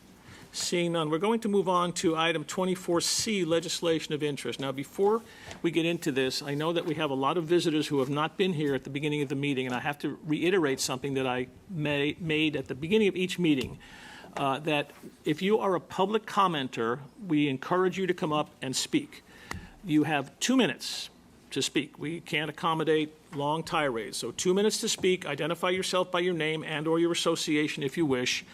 And if someone has said something before you that is the same as what you're going to say, please do not repeat testimony. Just say, I agree with person A who said this, and sit down, so that we can be somewhat fluid in our interactions. I see a lot of you here, and that's fine. We encourage you to be here.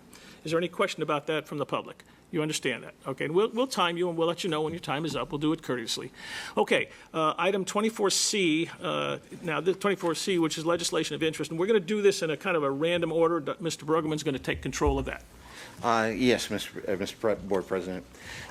If you look at the memo for this particular item, starting at page 179 of the materials, typically what I do is I organize the bills into two categories, those that we, in our opinion, believe to have direct impact on the board, and the board may or may not wish to take a position on.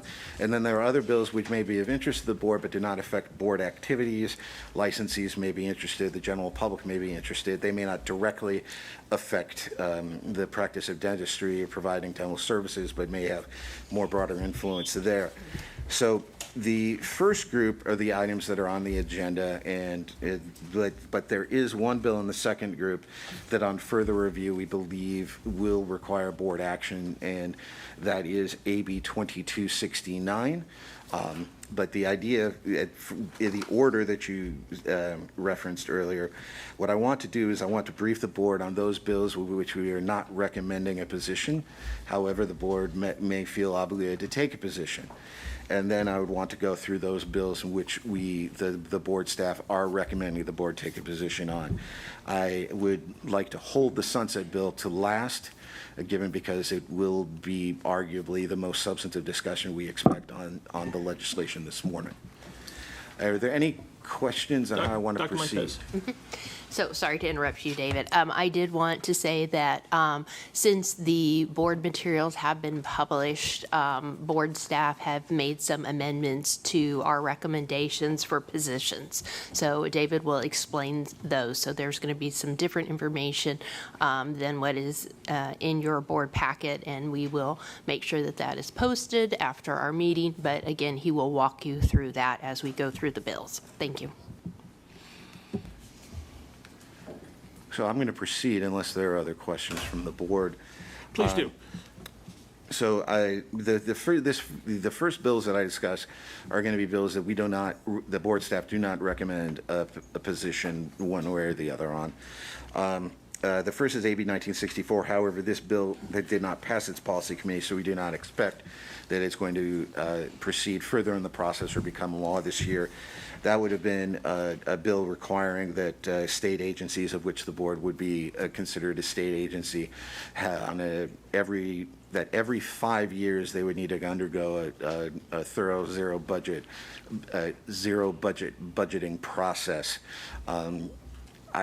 I think a reasonable comparison would be to be the kind of budgetary review that the board would undergo through sunset review, but specifically focused on the budget.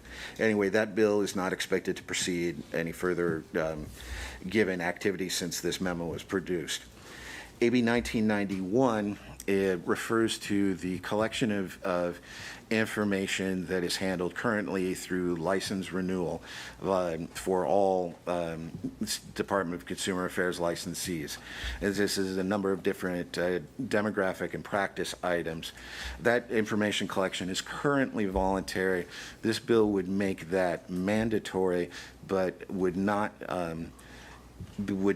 allow boards to discipline an individual for failing to, the boards would not be able to deny license renewals simply because the licensee didn't provide this information. There would need to be additional cause for the denial of the renewal. The next one, which we are not recommending a position on, is AB 2860, and this concerns the current licensed physicians and dentists from Mexico pilot program. And basically, this bill, the short history here is that there's a longstanding pilot program for physicians and for dentists to provide a limited number of individuals from Mexico to come forward to practice in their respective areas for 3 years, provided that they meet certain criteria specified in the law. The specifics of the funding for these programs are that they must come from outside philanthropic sources. Those sources were obtained for the physicians program, not obtained for the dentist program. So this bill essentially separates the two programs. The dentist pilot program would remain, and should that outside funding be obtained, then it could proceed under current law as is. So this bill does separate the two programs, but the dental program effectively remains the same. It is just now separated. The next bill we're not recommending a specific position on is SB 1468. And this bill would require that boards provide information to their licensees that are also prescribers about the federal 3-day rule, which places restrictions on what narcotics an individual can dispense if they are not an individual who is authorized to provide a program of narcotics withdrawal therapy. And so this would require the board to provide certain communication to licensees on a regular basis. And then finally, in this group, no position on this one here, there's SB 1526. And this addresses several aspects of the dental hygiene board statutes. And all it does is to clarify in certain sections of the dental hygiene statutes whether the board being referenced in that section is the dental board or if it's the dental hygiene board. So this bill, in our opinion, is simply clarifying existing law and is not making any substantive changes there. But again, those are the bills in which we're not recommending a specific position. If the board members have any questions on that group of legislation, I could take it at this time, or I could proceed into those bills where we do have a specific position recommendation. Is there any board discussion? Dr. Chan, are you raising your hand?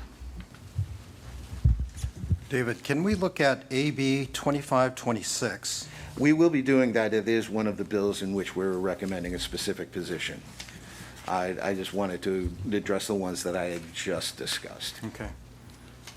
So, do we wait on Wait, that? we wait. Yeah. This will come back again. These are ones that are minimal interest to us, is what you're suggesting. Again, we're simply offering our opinion on these specific Sure. bills. The board is perfectly entitled to take positions on bills as they see fit. We're simply making our recommendations, and that for the bills I've just discussed, we are not recommending a position. Okay, we'll be back to that later. Are there any other board comments on the report to date? Any public comment on the report that was just given? Seeing none, we can continue on to those where we will have positions, I'm guessing. Is that right, Mr. Bruggeman? Yes, we will. Okay, thank you. And the first one is AB 2242. This is a bill that it's not advancing further as its own bill, but the language within this bill has been incorporated into the Sunset Bill, SB 1453. This is a bill that would make significant changes to the dental assisting statutes. It bears nearly identical appearance to AB 481, which is a bill that we brought before the board last year. We had a lot of recommendations from the Dental Assisting Council and from the board to make with respect to that bill, and our concerns about that language can be best discussed within the discussion related to the Sunset Bill. So at this point, we don't expect that this bill will advance further, but we simply want you to make you aware of it, and that if individuals are talking about this language and thinking it's still active, it is simply because this language is now part of the Sunset Bill. Okay. The next bill that I wish to discuss is AB 2496. This is a bill related to our dental sedation and general anesthesia statutes. Mr. Bergman, I apologize. were you going to discuss 2269? I think that's, Yes, that is correct. AB 2269 is not specifically on the agenda, but it is a bill that we wish to make the board aware of, and we have a specific concerns about the bill that I can go into at this time. I thought we were, you already did the bills with no position, and now you're making them aware of bills they may want to take a position on. Correct. And I apologize for skipping over it, but I can discuss it at this point. Thank you. Yeah, absolutely. So AB 2269 concerns the statutes covering the appointment of public members to state boards like the dental board. The current law stipulates that there are that a public member cannot have certain relationships with individuals that are, or entities of which would be controlled by the board by which they were to be appointed within a period of 5 years prior to their appointment. And there's certain exemptions within this language, including a threshold that an individual cannot have a contractual relationship exceeding 2% of the total business of the entity that they have a relationship with. This bill is making changes to that law, and this reduces the time frame of this bar from 5 years to 3 years. It also removes that 2% exemption. And our concern here is that this effectively means that an individual could not have formed a contractual relationship with a dentist, which effectively bars them from having engaging in the provision of dental services from that dentist, because that is effectively a contractual relationship. And so our concern here is that in order to fill a public member spot, we would need to find individuals who haven't been to the dentist for 5 years prior to being appointed to the position. We believe this to be an oversight, but simply want to make the board aware of this, and would like to formally lodge our concerns with the legislature about this specific aspect of the language, whether or not they would seek to reinstate the 2% bar, or to allow for other accommodations, to allow for relationships, the service relationships that would be exceedingly minor, I would defer to others to make those specific recommendations, but that's the extent of our concerns here. Ms. Welch, are there other issues that we need to address with respect to this bill? What I may propose to the board for its consideration is submitting, if the board takes a position, then include in that letter concerns and a potential amendment to the bill to exempt, at least as far as the dental board is concerned, exempt contracts between healthcare providers or dental providers and patients, so that a public member serving on the board could have a dentist and receive other dental services. So you can take a position on the board or on the bill. You can, or watch it, you can send in a letter of concern, you can oppose the bill unless amended to resolve this issue. And what that could look like is just amend it to allow healthcare providers exempt from the bill contracts between healthcare providers and their patients.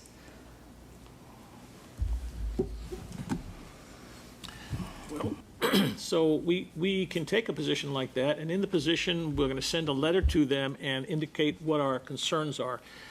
Is there any discussion about that? We could take a probably opposed unless amended kind of position to this. We don't like it. If you fix it, we may like it. That's what that's going to mean. Is there any discussion about that? Anyone? All right. I think we probably should do that because we want to protect our public members. We want to make sure they go to the dentist within 5 years or 3 years. So I think we should take a position. I'll make a motion. We take a position opposed unless amended, and within that letter is going to be why we're opposed and what needs to be amended. We have to tell them that. All right. So that's my motion. Is there anyone? Mackenzie second. Mackenzie is going to second that. Is there any board discussion on that motion? Seeing none. Is there any public discussion on the motion? Seeing none again, we are ready to vote. Board Secretary, please take the roll and record the votes for us. I'm sorry? Position to oppose AB 2269 unless amended. Yes, correct? That is correct. Oppose unless amended. That's Okay. correct. Chen? Chan, aye. Aye. Cheng? Chang, aye. Cheng, aye. David, absent. Felsenfeld? Felsenfeld, aye. Felsenfeld, aye. Forge? Absent. Larin, aye. McKenzie? McKenzie, yes. McKenzie, aye. Medina? Medina, aye. Medina, aye. Molina? Molina, aye. Molina, aye. Olage? Olage, aye. Olage, aye. Pacheco? Pacheco, yes. Pacheco, aye. Thakur? Takur, aye. Thakur, aye. You?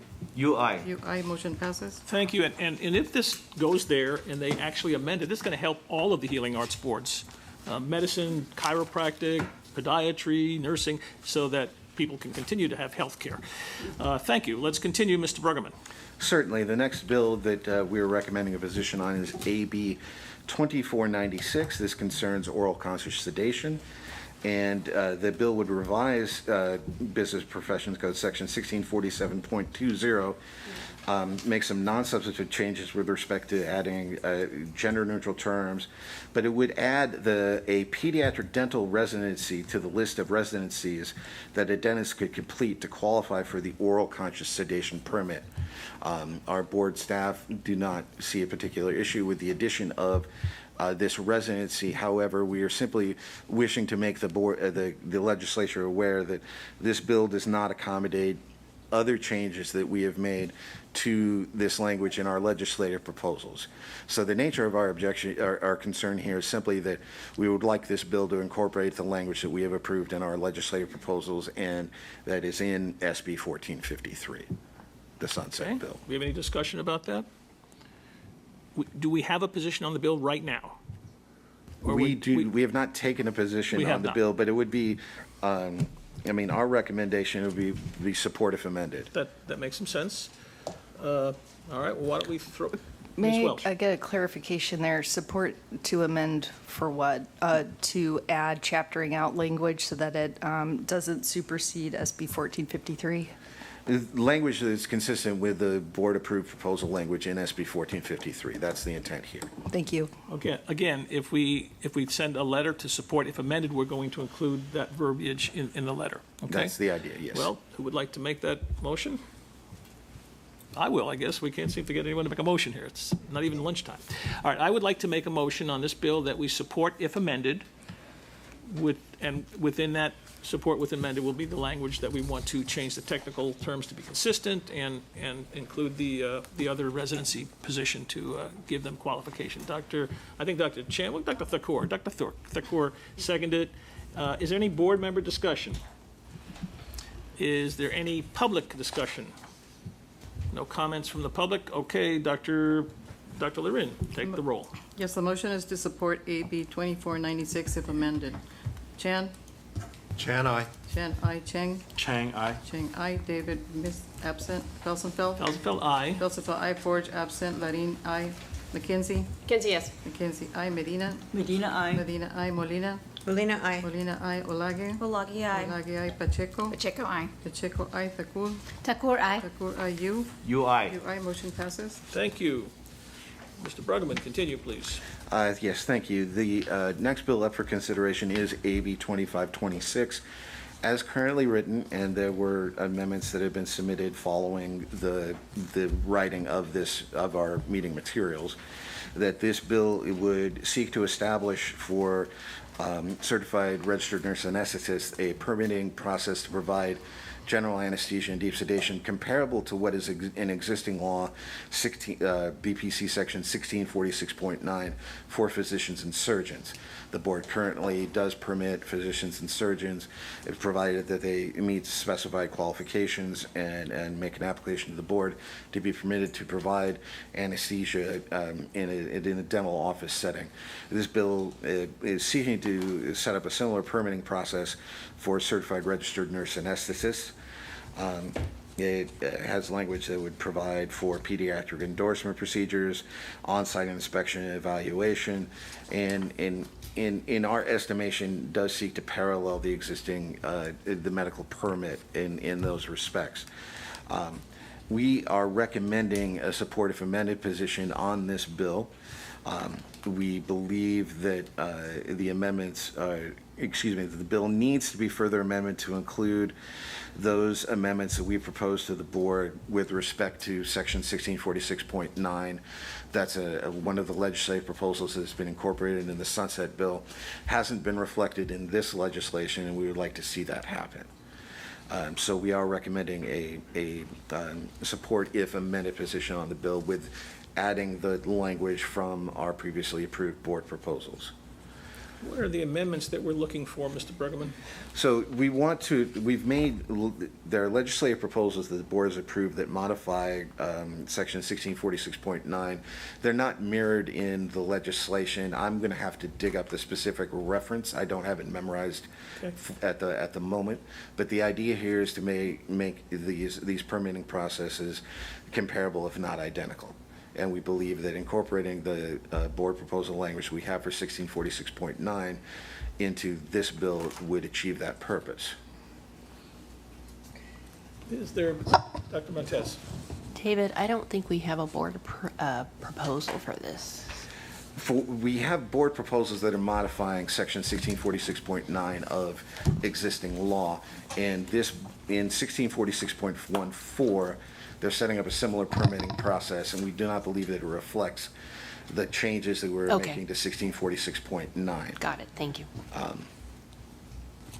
Yeah, I just took a look at 1453. 1646.9 is proposed to be amended in that bill, and I think we would just be looking for some chaptering out language to make SB 1453 consistent with AB 2526. Yes, thank you. So much like with the previous bill, our recommendation is to make sure that the language in the Sunset Bill is reflected in this legislation. All right, support if amended is what we're looking at. Yes. And the amendments are to bring consistency, is that what you're suggesting, Ms. Welch? It's called chaptering out language, so that if one bill goes into effect or passes out before the other one. There's language that makes it so that both bills will conform to each other at some point. Okay. So it's just chaptering out language to make sure that this bill doesn't supersede anything, any proposed revisions to included in SB 1453. Do we have any other board discussion on this issue? I have some Mr. Bruggeman? Yes? No, I believe Doc- Member Chan. Dr. Chan was going to suggest, all right, good. Dr. Chan, go ahead.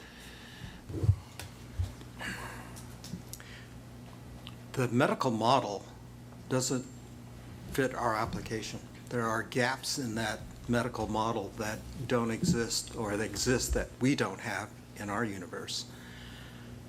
And there are significant gaps, and that's in the interest of safety of patients. I'm going to actually recommend an opposed position on this. Okay. Is there discussion on an opposed position? I'll second it just for the discussion point, and then we can actually take a vote on that if we like. Is there board member discussion on this? All right. Do we have individuals in the public comment? Go ahead.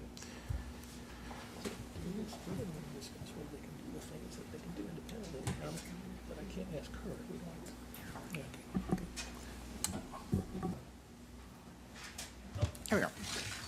So, Gary Cooper, representing CalAMUS, the California Association of Oral and Maxillofacial Surgeons, and today I'm also honored to speak in behalf of the California Society of Anesthesiologists, the American Academy of Pediatrics, and the Society of Dental Anesthesiologists, specifically only on this particular bill. Now, I'd like, through the chair, I'd like some clarification to if I'm speaking in favor of the support unless amended, if amended, or am I speaking on behalf of the opposed motion? We have put out an opposed, right now it says support if amended, but we're now suggesting we oppose it. So that's what. So I'm speaking on the opposed. On the opposed is what's up for consideration right now, because Okay, if we with pass that, we're yeah. going to change our position. Well, with that, I would speak in favor of the motion to oppose. As you all know, the California oral surgeons are very engaged in patient safety. For those of you who don't know, SB 501 that you've been talking about now for the last 7-8 years was a brainchild of the oral surgeons, and I was heavily involved in that. And even though it's taken a long time to get the regulations promulgated, it still is something that we believe creates safety in dental offices, particularly oral surgeons, particularly under general anesthesia. So safety is what we're all about. And while we certainly applaud Mr. Gibson's and the anesthesiologist, the nurse anesthetist position on access to care, because that is what they're touting, our position is we are supporting access to safe care. Yes, access to care is important, but if you're going in and you're getting care that's not safe, that for us is very problematic. So basically what our position is, we believe that the nurse anesthesiologists certainly belong in dental offices. They certainly are qualified, they're certainly appropriate, but under certain conditions, and they should not be allowed to go into an office where the dental provider doesn't have a GA permit, where the person who has the GA permit is only the CRNA. There's problems with that. Yes? 2 minutes. Oh, I'm sorry. Thank you. We find there's problems with that, and so for that, I would suggest that I recommend and support your opposed position on AB 2526. Okay. Thank you very much. Cooper, thank you.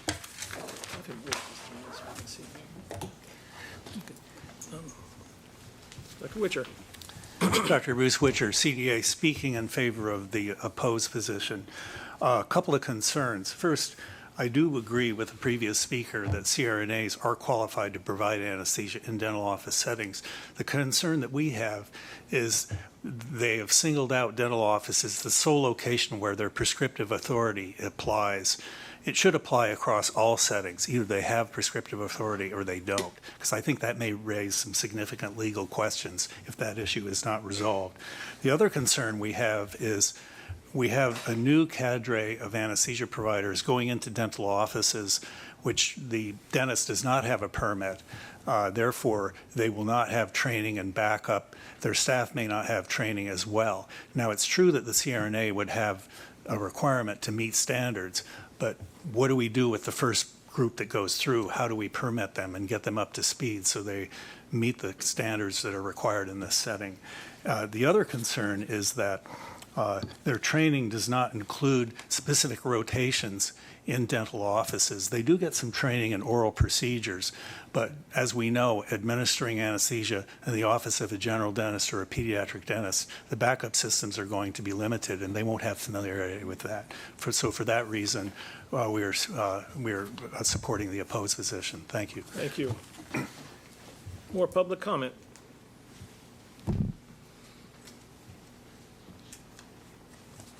Hello, my name is Melanie Rowe. I am a CRNA, a certified registered nurse anesthetist, and I represent the California Association of Nurse Anesthesiology as a practice director. Thank you again for this opportunity to speak about this issue about CRNAs giving anesthesia in dental outpatient settings. I last spoke with you in February of 2021, and this issue has been something that we've been working on for literally decades. So when this first permit process started, physicians and dentists were part of the permit process and we were not, and that was a decision at that time.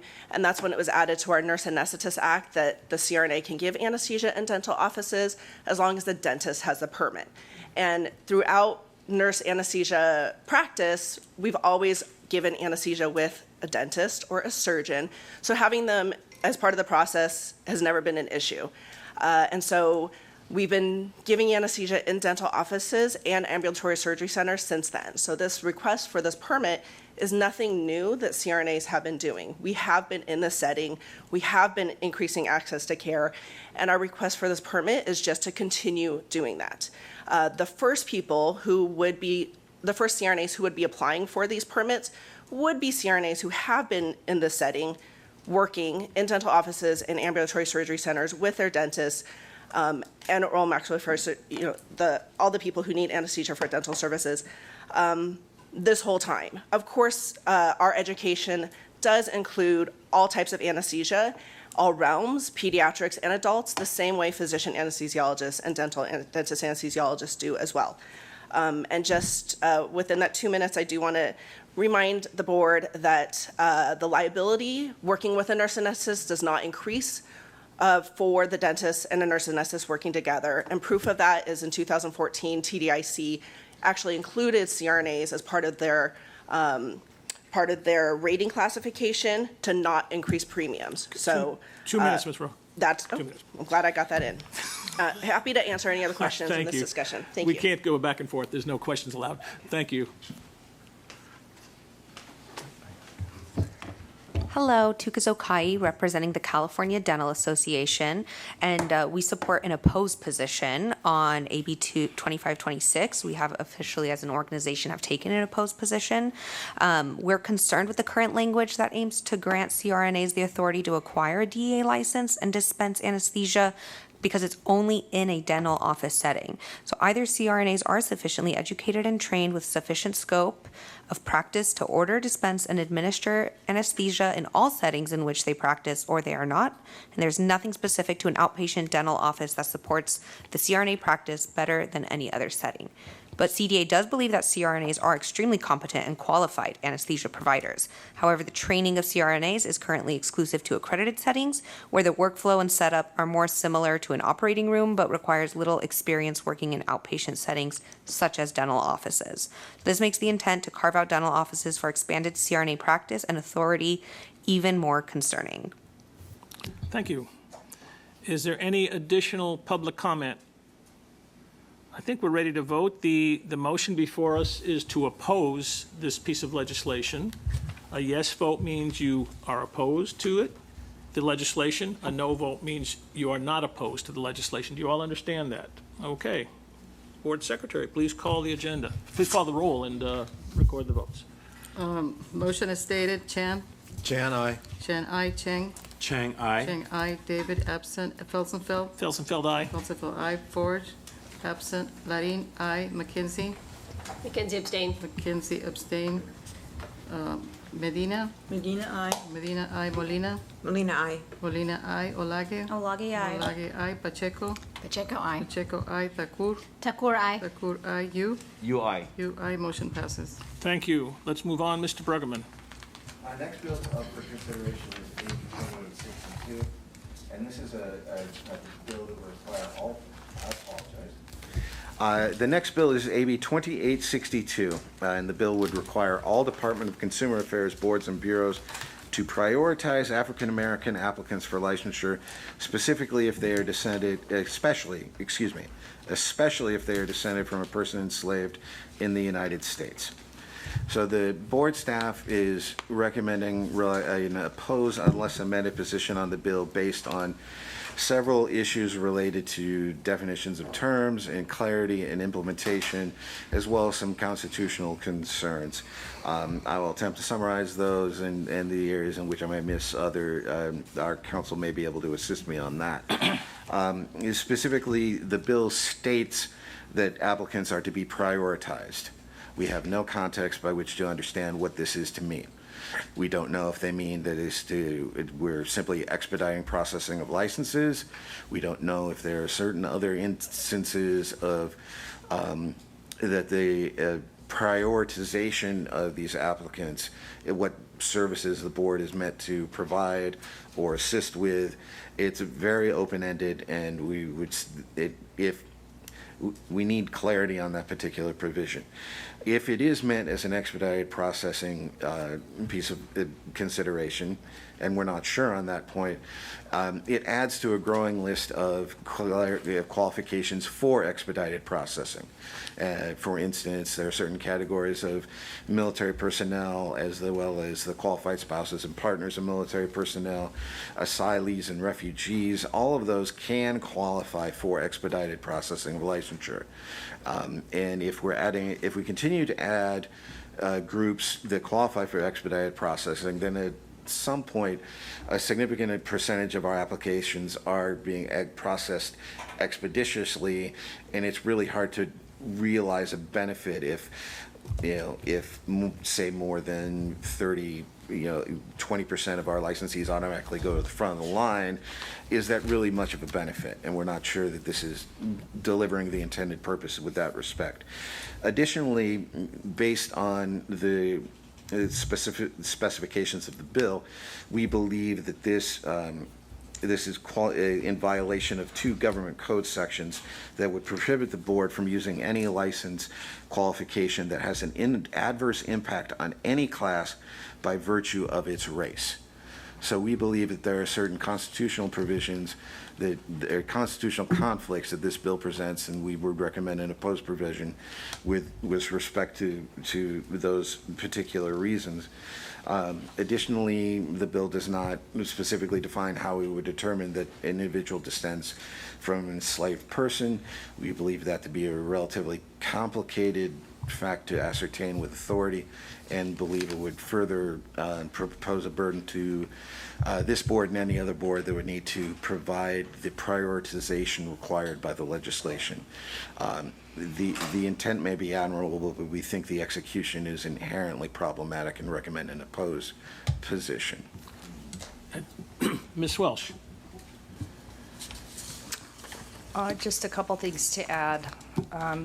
The Assembly Judiciary Committee analysis dated April 12, 2024 noted significant constitutional concerns with the bill.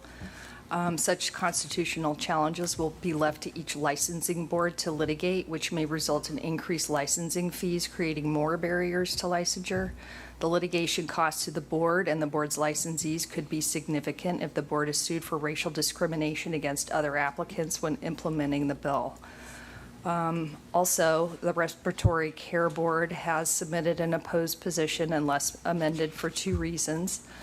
First is the significant amount of time and expense that will be required for that board to identify applicants as African American, and especially to determine if they are descended from a person enslaved in the United States.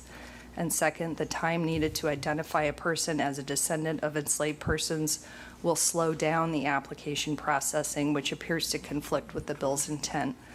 The board if it takes a position, may wish to request clarification as to what is meant by prioritizing these applications. Does it mean expedited? Does it mean outreach? Does it mean some other board action?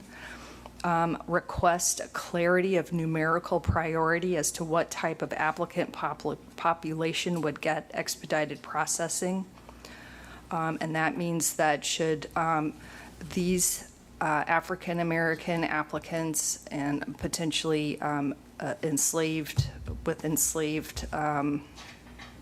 histories, should they be prioritized numerically above military members? And then what about asylees and refugees and military spouses and domestic partners?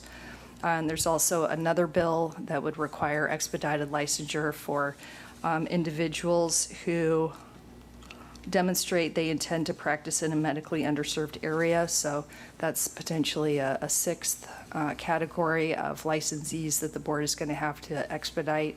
So we're just requesting some clarity, a list of prioritization of expedited applications, and also require the state, not the board or its licensees, to cover all costs associated with litigating claims brought against the board due to its implementation of the board. Thank you. Well, any other board comments right now? At this point, I think you started out and said we had an opposed unless amended position. I believe that's our Okay, and then later on you said oppose it. I misspoke in No, that that's fine, respect. that's fine. Clearly, there's a huge lack of clarity in this bill with all these things that are going on, and it's almost a, you're jumping into a huge hole and you don't know what's at the bottom. This bill needs to be opposed. Do we wish to, in our letter to oppose it, we can say lack of clarity and list all of the things we've talked about, because it does generate a lot of issues. Do we want to leave it with opposed unless amended? We can leave that, and we're going to write a letter to them and explain all these things. Again, you're right, the concept's good, but seriously, the execution of the way this bill is written is not very good. So does that make some sense? Is there anybody who wants to take any action on this as opposed to leave it as opposed unless amended, and we will include the concepts that were brought up by both of you guys? Is that okay? No one seems to want to make another motion to just oppose it or to accept it or any of that stuff? No. How about public comment on this? I'm sorry. Another idea is if you don't want to take a significant stance on the bill, you could also just submit a letter of concern. These issues need to be brought before the author of the bill and other stakeholders. The legislative committees need to understand the board's difficulties in implementing this bill, so potentially a letter of concern listing all of these issues could be provided to the legislative committee so they have a better understanding as to what might need to happen with the bill. Just some alternatives. Dr. Montez. I would encourage the board to take a position because, again, we need to be very clear. A letter is nice, but I think my concern is the litigation concerns. We've already dealt with litigation. I don't need to say the case, but that was very costly, and I would hate to see us enter into any other litigation on a matter like this. So I would encourage the board to take a position, whether it's oppose or oppose unless amended. Happy to write that letter, include this, but again, a position is needed. So Mr. Brook, I'm sorry. I was going to say, I can move to oppose unless amended. That's fine. With We the did not letter of concern. we did not have a position before. That was a recommended position that you told us. Yeah, I'm was simply confused. conveying board staff recommendations. Okay, thank you. Okay, we have, and I will second that, unless Dr. Luren just seconded it. No. Okay, well, we will second that, oppose unless amended, and we can then put in our letter all of the concerns we have about that. Who seconded? I did. Okay. I did. All right, and is there any further discussion about this particular motion by the board? Mr. Chang? I just have one question. So oppose unless amended, does that mean if amended, then we support it? Or no, it just means purely that if it's opposed and amended, and they do amend it, it has to meet a certain criteria? Because let's say let's say there's a response to all things we lay out in our concerns to be amended, and they amend it, then where do we sit as a board? you would only then remove your opposition. Yeah. So you could do one motion, or maybe one motion, oppose unless amended, and if the board's concerns are resolved, then support. You could do it that way. That way, and you can also delegate the authority to your executive committee and the executive officer to engage in communications with the bill's author and legislative committees to resolve the concerns. That way, they have the ability to change the board's position before the next board meeting. That's fair. Okay, thank you very much. So to be clear, Which of that those would you was- like to suggest we do? I think to allow the executive officer and council to speak with the legislature proposing this to address the concerns of the board, at which time it could support. Is that what I heard? Was that? So that would be like a two-prong. Oppose unless amended, submit the letter of concern, delegate to the executive officer and executive committee authority to communicate with the bill's author, stakeholders, and legislative committees to resolve the board's concerns, and if the concerns are resolved, support the bill. That's what I would agree with. Okay. And that's your motion? Well, there is a We have I thought motion. there is Motion, there is a discussion on the motion motion? that Okay. was just to Okay. oppose So, and amend. Oppose unless amended, and we're going to put the language that you just suggested. No.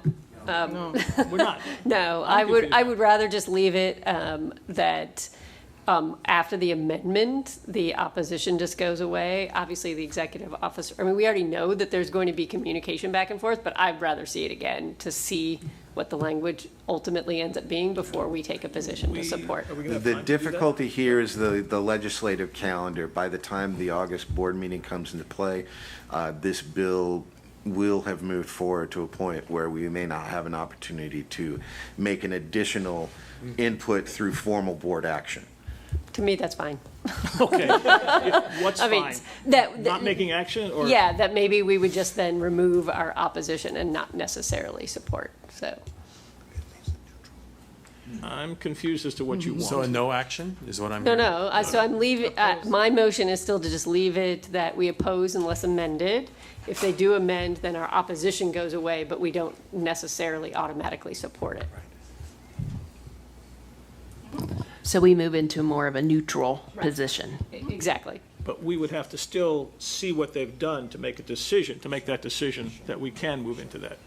Right, so We're I not would, going to know what the amendments will be. potentially it is appropriate to include delegating the authority to the executive committee and executive officer to engage in communications with That's fine. stakeholders. Yes, Yeah. yes, I assumed that was part of it, so, Right, yes. that way, Um, a second letter could go out from the executive committee that removes the opposition. Okay, yes, so that I feel comfortable with. Okay, Yeah. then we're good. We're going to vote on that, I suppose. Do we have to go any more? And you're okay with that? You seconded it? I've seconded it. We're fine on that. You don't have to ask me. I don't own it. All right, we're good. Any public comment on doing the two things? Number one, oppose unless amended, and then delegating the authority to the exec committee and the EO once we see the amendments to make the final decision to remove the opposition, not necessarily support it. Is everyone clear on that? All right, Dr. Loren. Okay, motion is stated. Chan? Wait. Yeah, I did. Not on this. No, I just asked if there was any public comment. Nobody said. No, there was an amendment. No, I know I miss it once in a while, but I got it that time. You're welcome, counsel. You want me to repeat it?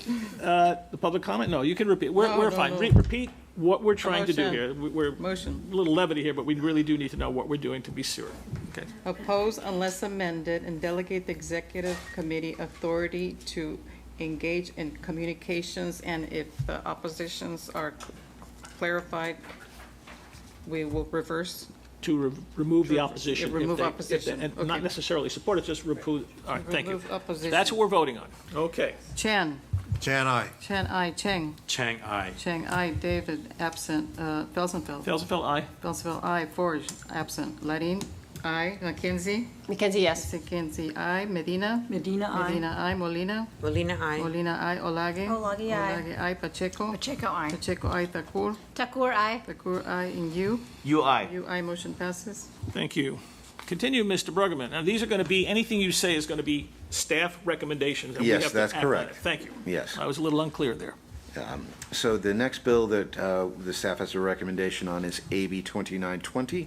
This bill is another attempt to revert back to the board the authority to approve foreign dental schools for individuals graduating from those schools to be licensed as dentists in California. There are some slight changes, but essentially it would revert to the process that was in place prior to January 1st of 2020, where the board would send a visitation team to the facility, go through the various reviews and processes, and then vote on the formal approval for the dental program, subject to renewal after a certain amount of time. The differences here are that under this bill, foreign dental schools could still be approved by CODA or also by another national accreditation body approved by the board. It doesn't specify what that body would be, but it would allow for that possibility. Another difference is that any graduate of a foreign dental school who seeks licensure in California through Business and Professions Code Section 1634.1, this is specifically allowing licensure for applicants who complete a specified advanced dental education program within 2 years of applying for licensure. They would have to practice dentistry full-time for at least 2 years in a clinic or a federally qualified health center as described in the bill. So at this point, this strongly resembles AB 1552 from last year, which the board opposed. The board believed at that time the basic perspective, and it is the staff's perspective at this time, is that the CODA process would provide for a more effective standard of accreditation than the board could provide. Additionally, the provision having the board approve foreign dental schools is a significant expense, and we believe that the value that the board can provide, again, is substandard compared to the accreditation that is offered by accreditation organizations like CODA. And so the board staff are recommending opposition to this bill. Okay. Is there board discussion? Do we want to have a position and discuss it that way before we take a motion on it? Or do we want to take a motion on it? Anybody? Comment? Dr. Molina, please. Microphone. Thank you. So we have been discussing these two schools, and I have discussed in the past and disclosed that my daughter graduated from one of the schools. She already graduated, thank goodness, so she has joined the ranks.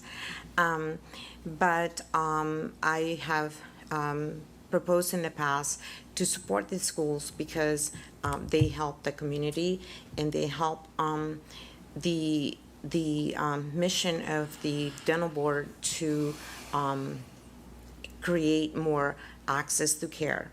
So having looked at all the paperwork, I'm going to propose that we include that we reinstate the foreign dental programs and include the AB 2920 into SB 1453. And so that in doing so, we are going to be reversing what we eliminated in 2019. You want to make a motion that we bring this, is this a motion that you're making? Yes. That we bring this into our 1453 legislation? Correct. All of the information that's in this particular piece of legislation, to reverse out, to go back to the approval as well as CODA approval, whatever, our approval versus CODA approval and the like. That's what you'd like to do? Yeah, to right. approve the foreign dental schools, to reinstate they were accredited at one point, and then we had the ability to not accredit them. Approval is the word. I believe the word is approval, Dr. Molina. And so now I'm suggesting that we reapprove them. Go back to the point where we can send a team out to approve. That's what you'd Right. like to include that. Okay, is there a second for that motion? I second. Thank you, Dr. Lorraine. Can I just speak a little? You can speak all you like, of course. 2 minutes for the audience. You have as much time as you need. I know this is a very difficult situation for the dental board, but I also have two sons that have graduated from a university that has been approved in Mexico, and they have these students are very good students, practitioners, and they have worked in areas of access to care and have fulfilled many access issues that other dentists really don't want to, they don't want to accept Medi-Cal, they don't want to see Denti-Cal, and all of these foreign graduates are taking care of these patients that nobody else wants to take. So that's why, and plus CODA is taking much too long to approve dental schools. I think right now it's been around 8 or 10 years, and what, 2 schools or 3 schools? I think 3. 3 schools. And actually, none of them are in Latin American countries where the language is, and California is 40% Hispanic, and that's something we really, really need. So I know it's very expensive and very difficult, but there's something we can probably do for this, so I do second that motion. Thank you. Dr. McKenzie, Ms. McKenzie. So yes, from what I have seen, I also agree that, CODA is taking a lot longer than they said, and I think that is definitely a shame and unfortunate. But I was also here on the board when the board went through the approval process for Moldova. That was also a long process, very difficult, took a tremendous amount of time. And I'm not convinced that, as amazing of a board as we have, I'm not convinced that having a couple individuals on the board are the right people to approve or not approve a dental school. And so I don't think it's a good idea to go back to board members approving schools or not. We still don't have a position that's been moved. We do? I'm sorry, you're right. And your position was, so I can remind myself? So, I'm against. You're opposed to it? Yeah, I'm opposed to it, so. But you didn't second that. Dr. Loren seconded. Dr. Loren seconded. We're just commenting. Okay. All right, so I can speak to this a little bit too, because I spoke to this at the Sunset hearing. I have great concerns to repeat a little bit what you said, that we take some of us and go to a foreign country and approve a school. Very few of us have any academic experience, have any accrediting experience, any kind of experience in looking at the quality of what a dental school should produce. I also don't think that we should accept less than the gold standard that we use. So if you go to a school in a country and you don't have CODA accreditation, you're just as good as all of the other schools that we accept who are CODA accredited. That does not make sense to me. It just does not make sense to me. So, Dr. Loren? No, yes, I understand that. I completely agree with that.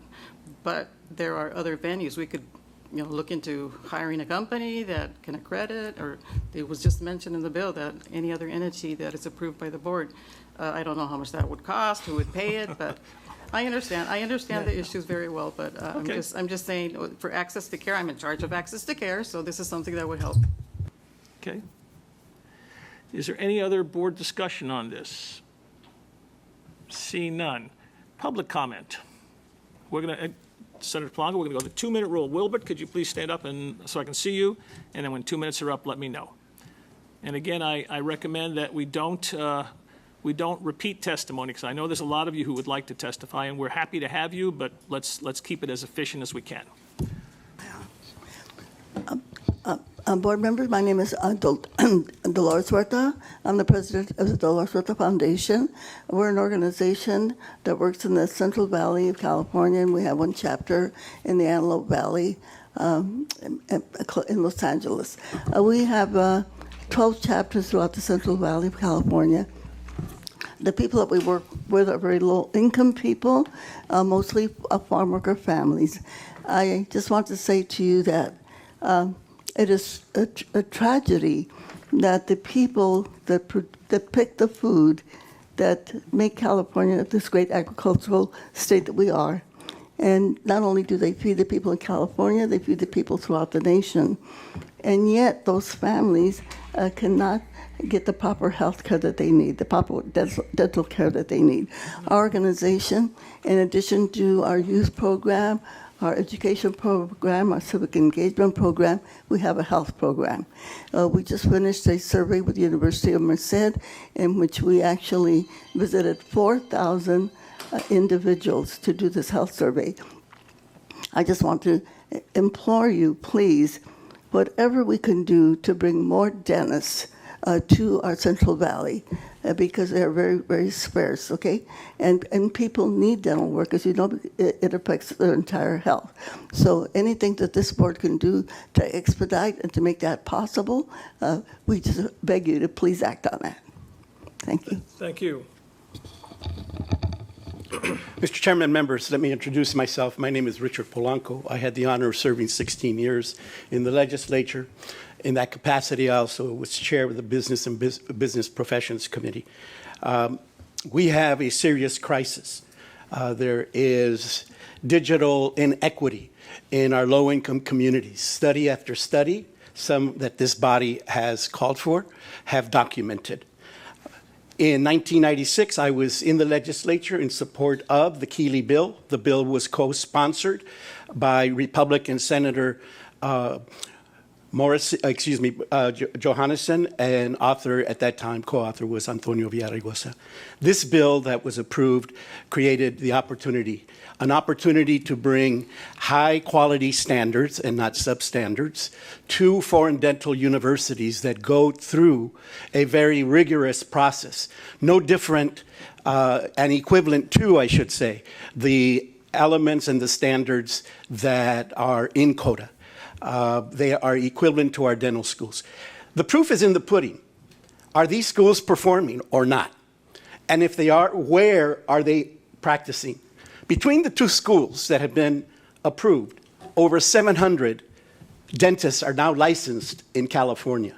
Those 700 can only practice in California. This body knows very well that 20 to 30% of the dentists who graduate from our 6 dental schools leave California. This is a measure that addresses the inequities that disproportionately impact communities of color. It works.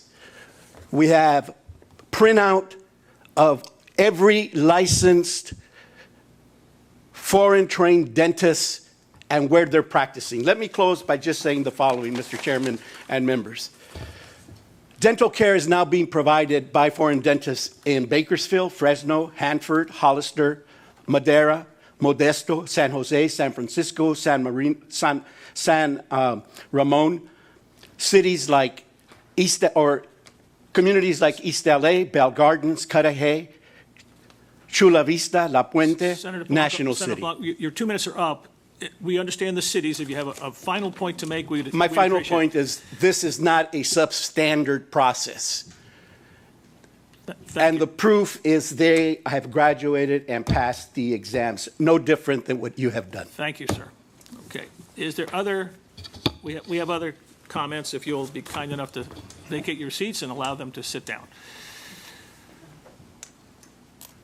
And again, please don't repeat what we've already heard because we've heard it. Go ahead, ma'am. Good morning, board members. My name is Rosa Arzu. I'm representing Altamed. I've been the dental director for the last 15 years, and I've been practicing dentistry for the last 17 years. I had the pleasure to work in private practice. I'm also a certified auditor, and I go to private offices to evaluate their dental programs. And I've learned the necessity that we have in federally qualified health centers of culturally competent providers. And I was able in 2018 to create a pipeline of culturally competent dentists. I started with a rotation with dental schools and also had the need to expand it to some of the schools that we talked about already, La Salle, and I had the privilege to visit the school to validate that the quality of care that they're graduating with are within the standards of the providers that graduate from our schools. Currently, I'm having struggles to recruit providers. In a federally qualified health center, we try to maintain the salaries that any private office would offer. But unfortunately, as you may have heard, they're making more than $800 a day, plus incentives on production. So those are things that a federally qualified health center cannot compete. I serve my population, and I would probably be making a lot more money, but I am here to serve those regardless of their ability to pay. We have a crisis of healthcare, and the mouth is part of the body. So I ask that we work on finding solutions to address this gap on providers that we have. This is just the beginning of the problem. Medi-Cal has expanded the services, and we're just seeing a little piece. Let's be proactive and work together. Rosa Arzu again, and we are happy to work with you. Thank you. Good morning, members. Francisco Leal. I'm here in support of the Foreign Dental School program. It's great to see you, Dr. Felsenfeld. Sir, good morning to you. First and foremost, in response to Dr. Ludding's comment, the legislation indicates clearly that the costs of approval are borne by the applicant. So it's not a huge cost. Every applicant has to essentially pay their way to be approved. You have 2 schools that have been approved. At the sunset review session, Dr. Felsenfeld, you were asked about where the students are in the concept of access to care, and frankly, you didn't know. You said about 300, and you indicated that there's no data. Well, we have data now. We have about 700. Dreams have been achieved. These folks are working in great communities. They're helping in the access to care arena. It has been a good program. 5 years ago, you eliminated the program at this meeting when you took the action to have it go through quota. We came back to you with legislation to give us more time. AB 1552, the first one was to give us till 2030. You rebuffed us on that with a CDA, and you told us with misinformation. How many times were all of you told that quota was a 2 to 3 year process? You have it in all your documents. You have it in it's a 2 to 3 year process. You had Dr. Turlet come in and tell Dr. Molina that's a 2 to 3 year process, and we kept on telling you it's not. We don't have enough time to go to 2024.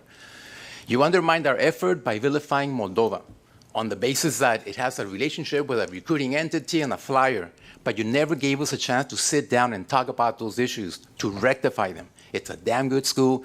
It graduates great students. You indicated that La Salle was in favor of the elimination, where our minutes show that La Salle came to that meeting and said they were disappointed that you're dropping the program. And coincidentally, sir, you were at that meeting on behalf of the CDA approving the elimination of the program.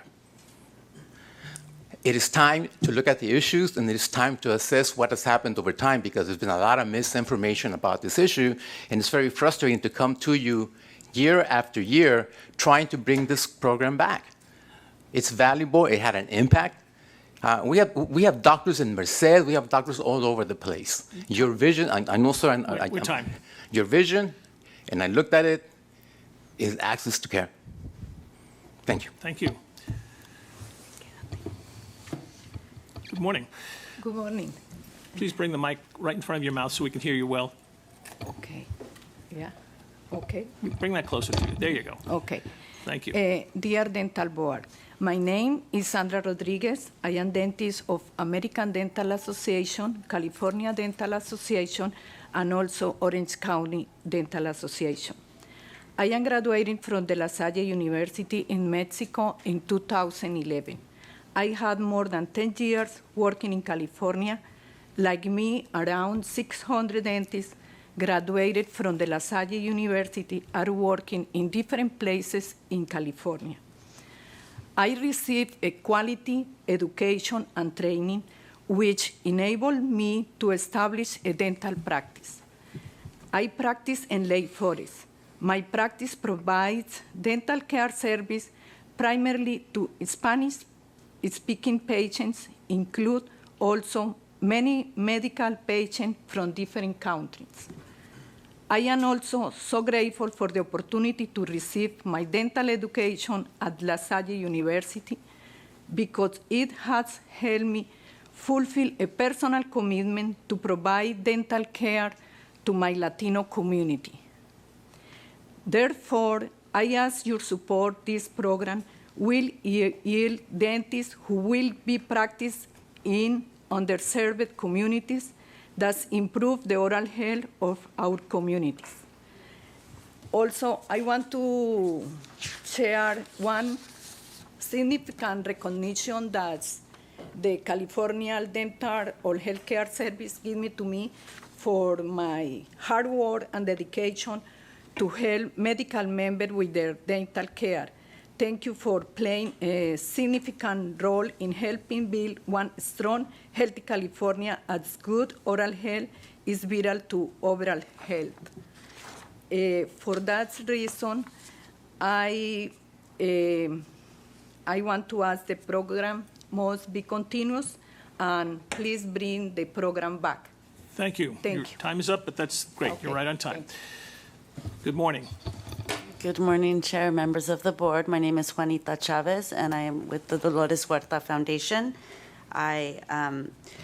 I'm sure you all are aware that the racial ethnic composition of California's active dentists is overwhelmingly white and Asian, as we can see, and they represent 89% of the workforce, while only representing half of the population.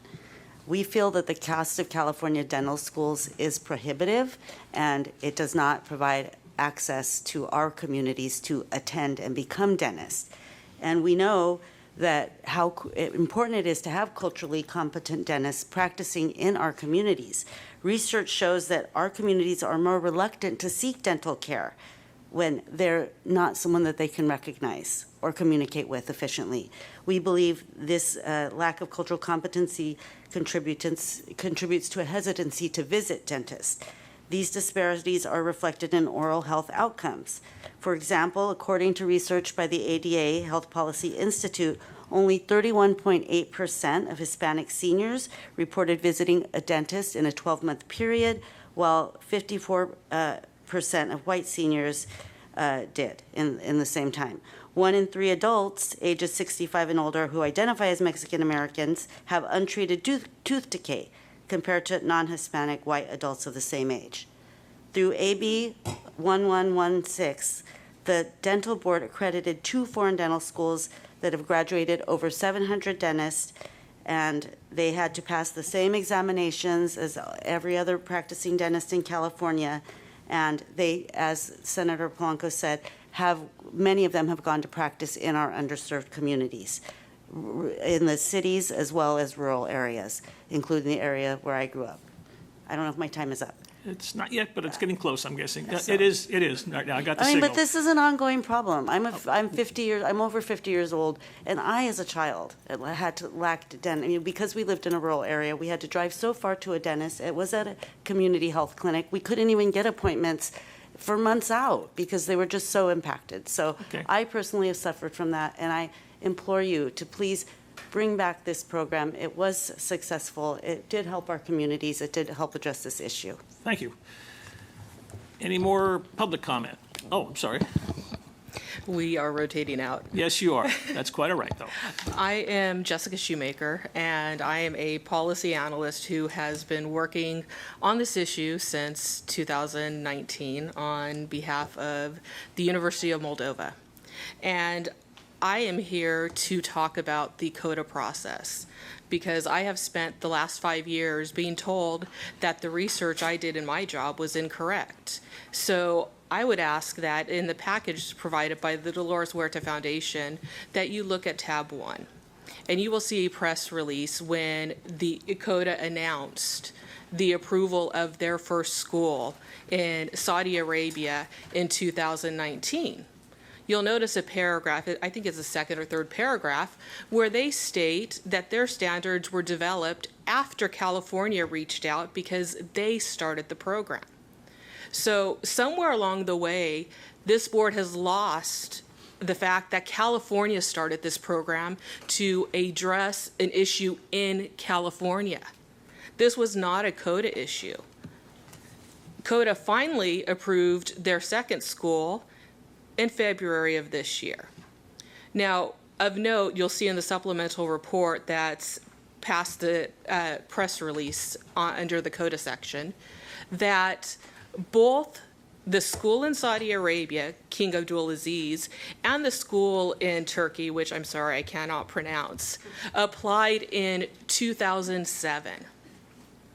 De La Salle also applied in 2007.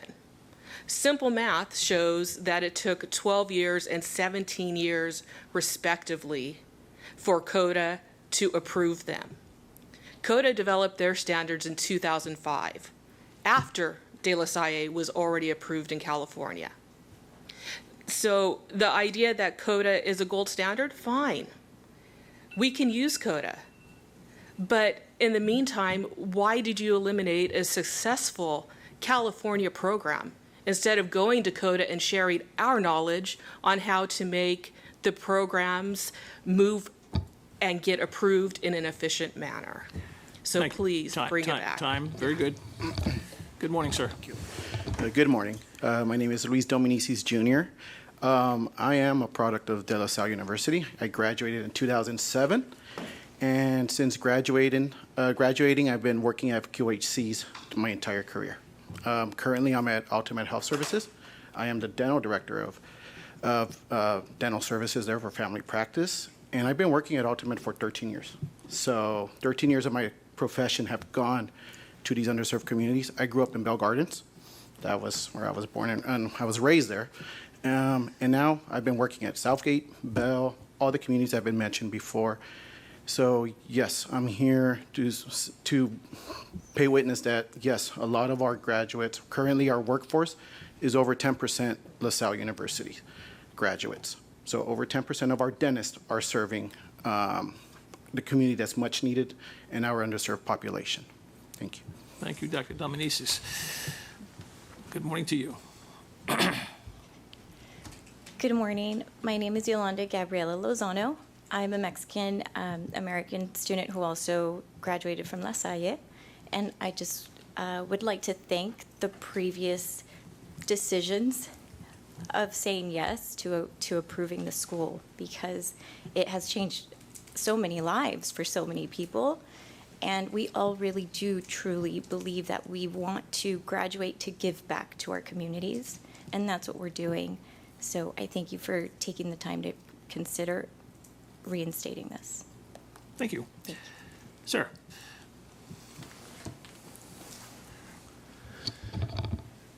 Good morning, buenos dias.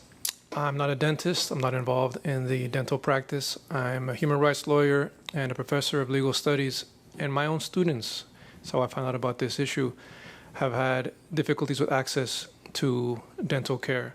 And this is in Southern California, not rural areas of the state. So as an issue that it certainly touches my students, and echoing the sentiments of those who've spoken before me, that perhaps maybe this bill is not ideal, but there certainly has been promise in efforts like these, that perhaps with the power and expertise of your board, we can find a way to make sure that, in fact, the mouth is part of the body and ensure that we have access to dental care. Thank you. Thank you, sir. Good afternoon. My name is Maria, and I just want to thank you for being here and listening to everyone. This is a very important initiative for us to have dental access for everyone in the minority community.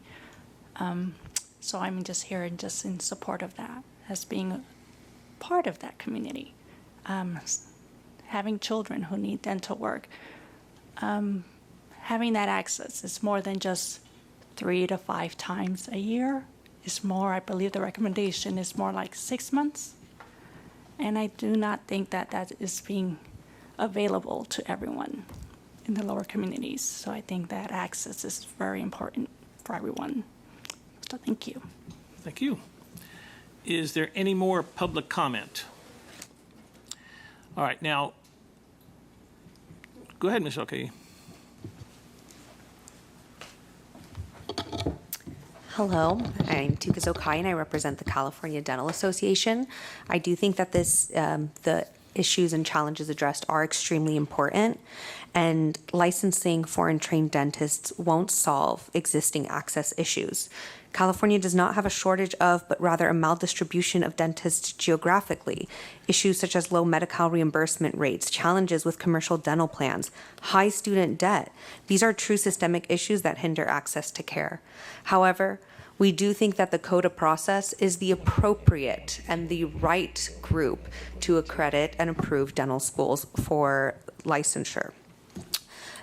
It is also extremely important to emphasize that there was a question about why did you eliminate a successful California program? And to address that, it's that the dental board is not the appropriate place for approval of dental schools. We don't do it for other dental schools. Other boards do not approve different schools for licensure, and we think that that is a standard that needs to be maintained by not having the dental board approve dental schools. Thank you.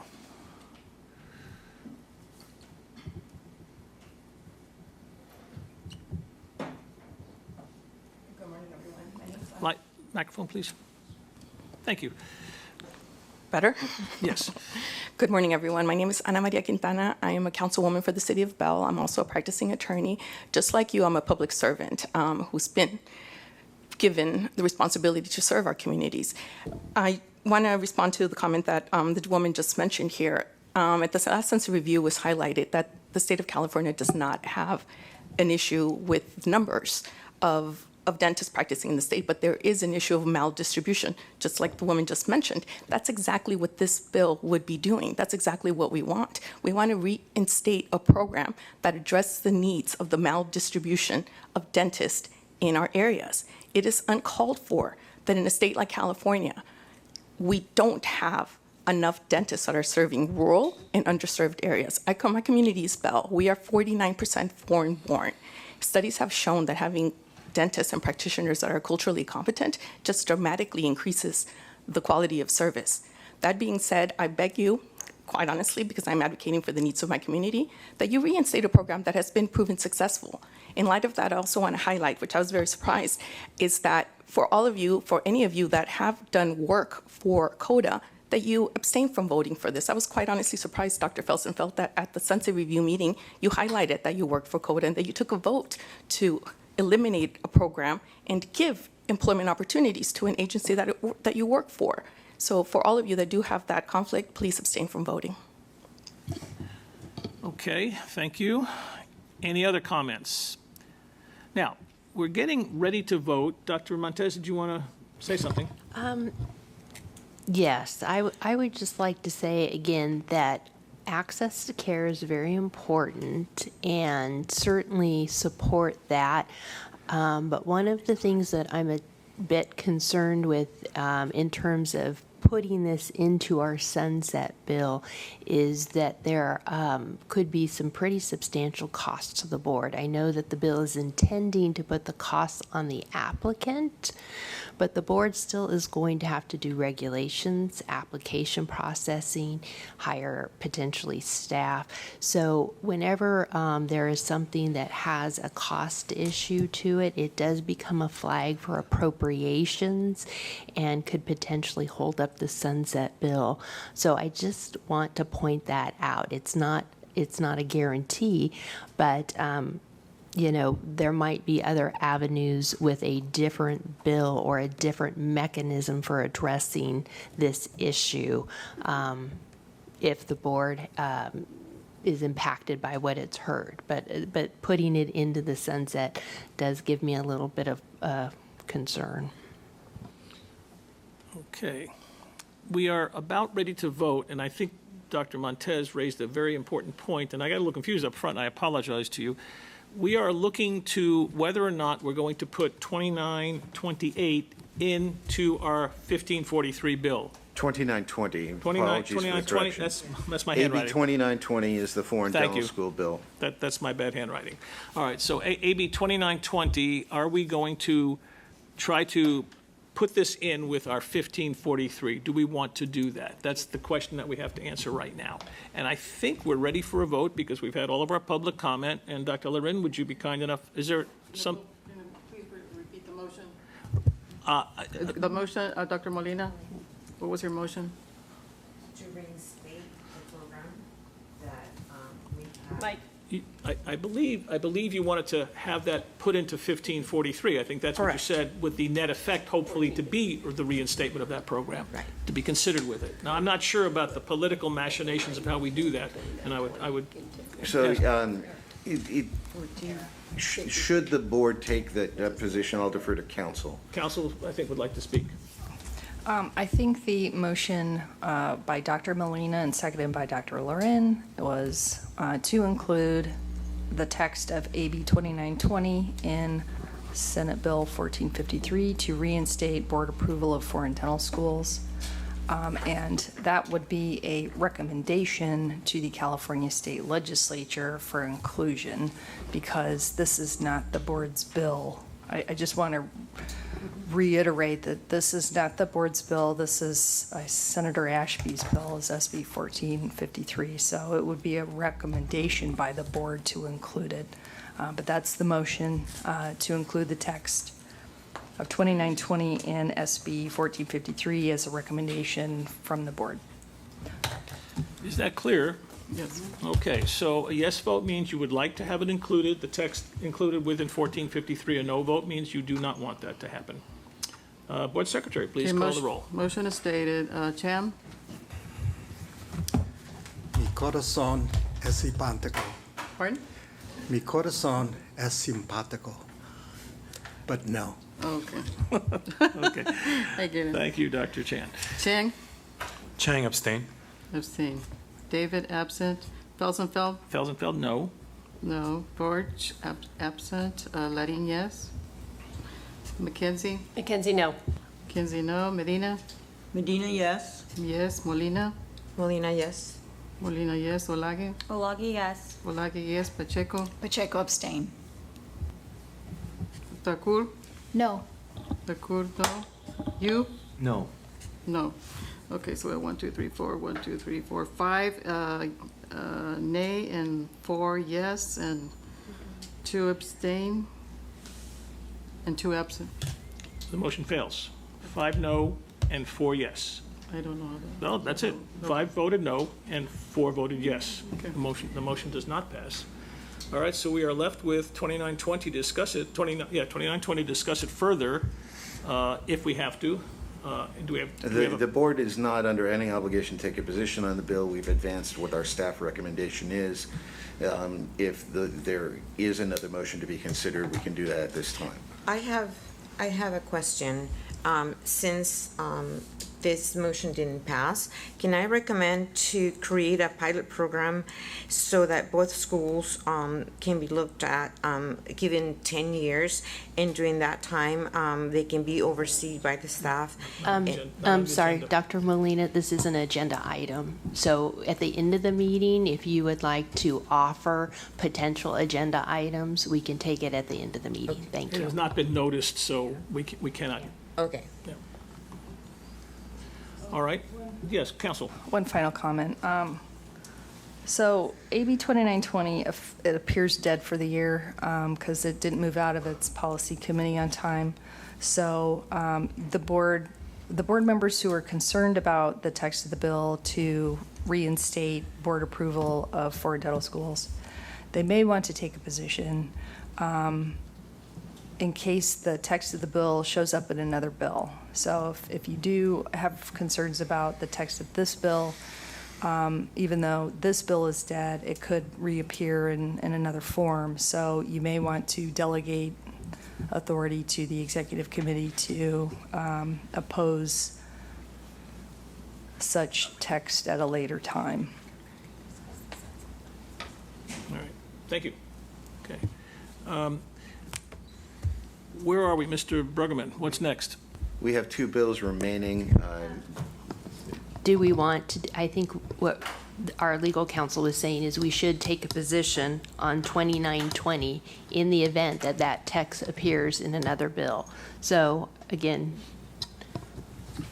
I am not recommending any particular position. I'm just saying that if members were opposed to the text, it may reappear in another bill, so you may want to make a motion to take action on that text if it reappears in another bill. I'm not recommending any particular action. I'm just saying, consider that. Going back to what Ms. Mackenzie said earlier about taking a position without us reading it, I would rather take a position if it reappears and how it reappears, and then we can read and discuss it and take a position then.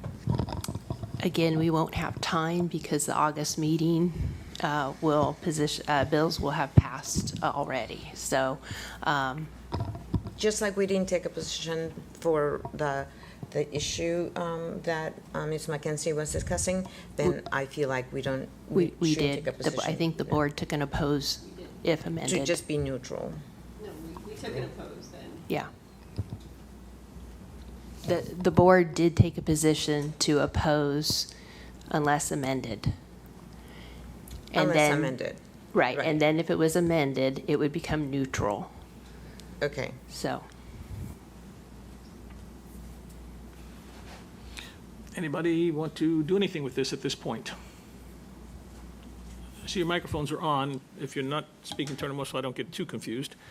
All right. No one seems to want to do anything at this point, so we'll let it go.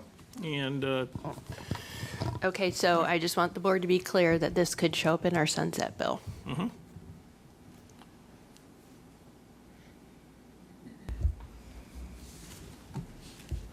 Okay, I'll move to, I guess, oppose the language if it comes up in another bill.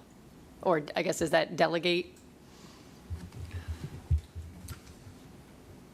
Delegate, yeah, is that, so I move to delegate the ability to respond to the executive committee? Yeah, so it sounds like you want to oppose the text of AB 2920 and delegate to the executive committee and the executive officer authority to communicate opposition. Yes, thank you. On that text. If it appears. If it, reappears later in the bill process. Get that? that is your Yes. motion? Okay. Yes, it is. All right, do we have a second? It's Dr. Chan? Okay, do we have any further discussion on the motion to oppose it if it, Dr. Montez? And the reason why this is important is, in my experience working with the Department of Consumer Affairs, I have seen bills gutted and amended minutes before the end of a legislative session that completely upends boards. So it can happen fast, it can happen quick, and it can have an impact. So again, I'm not trying to pick on this bill. I'm just trying to educate the board that things can happen very, very quickly that the board is not able to address. Okay. Any further discussion on the motion to oppose language in 2920 if it appears elsewhere with the executive officer and the executive team are able to make decisions on behalf of the board? All right. No other language. Are there public comments on this?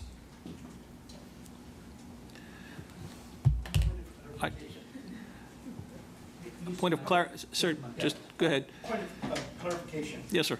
With regards to the language, you referencing any language that attempts to tie the reinstatement to the bill that gives the your sunset review bill would be opposed.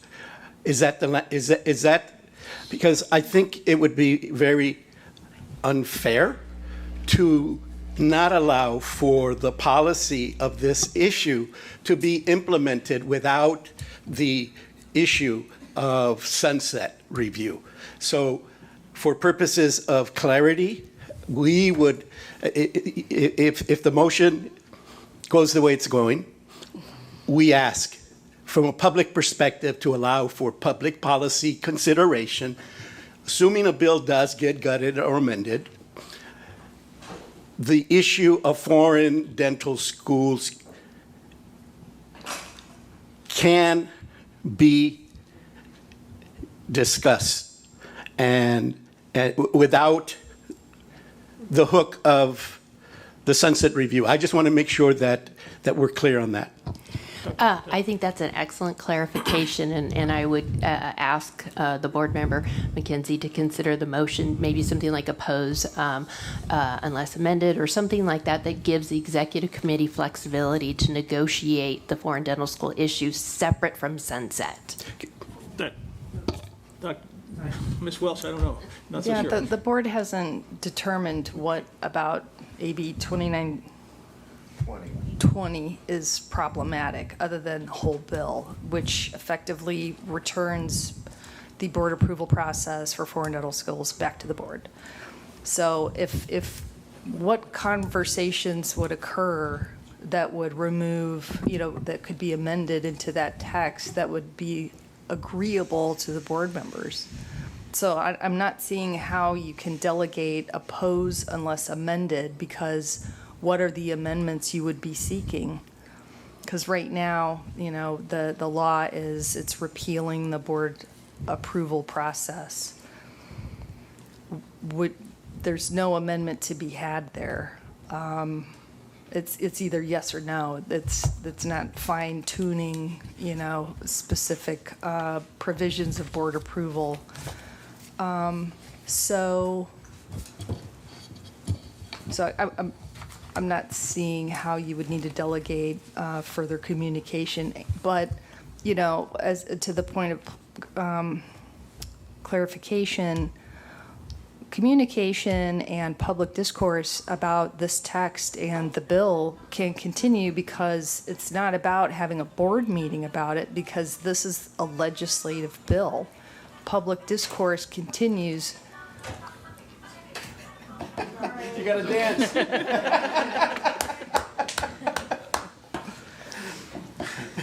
Public discourse will continue on this issue in the legislature, not necessarily through the board for this legislative session because of the timing. So the board isn't saying, it's cutting off public discourse at the legislature. We can't. Understood. But yeah, potentially, the board could continue to talk about these issues at other meetings. Thank you. It's kind of interesting with such a close vote that you would want to put anything in place, blanket disapproving a bill, and what will happen if it shows up in another bill.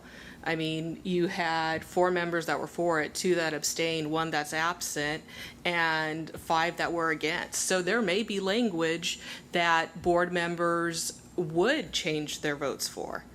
And so I think just a blanket no, we will not discuss it if it's put in the sunset review bill, is quite frankly overbearing and not fair to board members who may have a different opinion, the public, the ability for the board to discuss this. Yes, because of the legislative session, it is tight, it could be an issue, but quite frankly, in 2019, when you eliminated the program, you dropped that on July 3rd.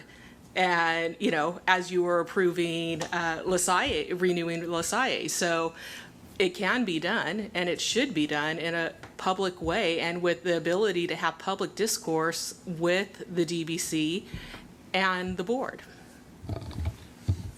Thank you.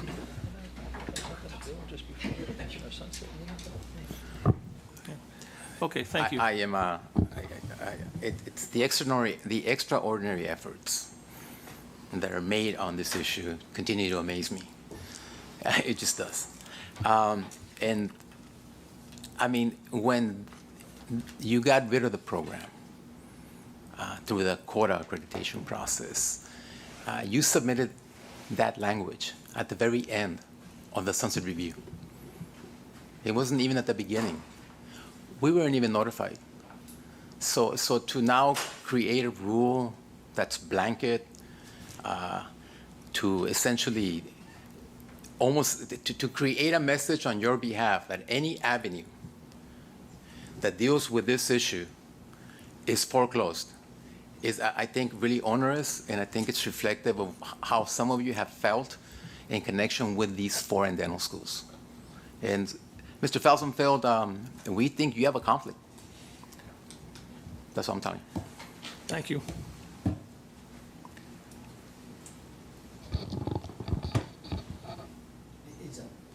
Sorry, it's on. I just have to share this because it is really upsetting. After the Sunset Review bill, we had a brief conversation outside, and I'm new to this project. I started working on this project just a year and a half ago, and I was really shocked at the animosity and the tension that this project has entailed. And I spoke to the lobbyist from the CDA, and her conversation was, you know, we're tired of talking about this ad nauseum, to which we responded, this issue, the lack of dentists that exist and the poor service and quality of healthcare that our communities have, we're tired of talking about that as well, ad nauseum. So I understand that this blanket statement to just avoid discussion really goes contrary to what the purpose of this board is, which is to look at the access of dental care for our communities.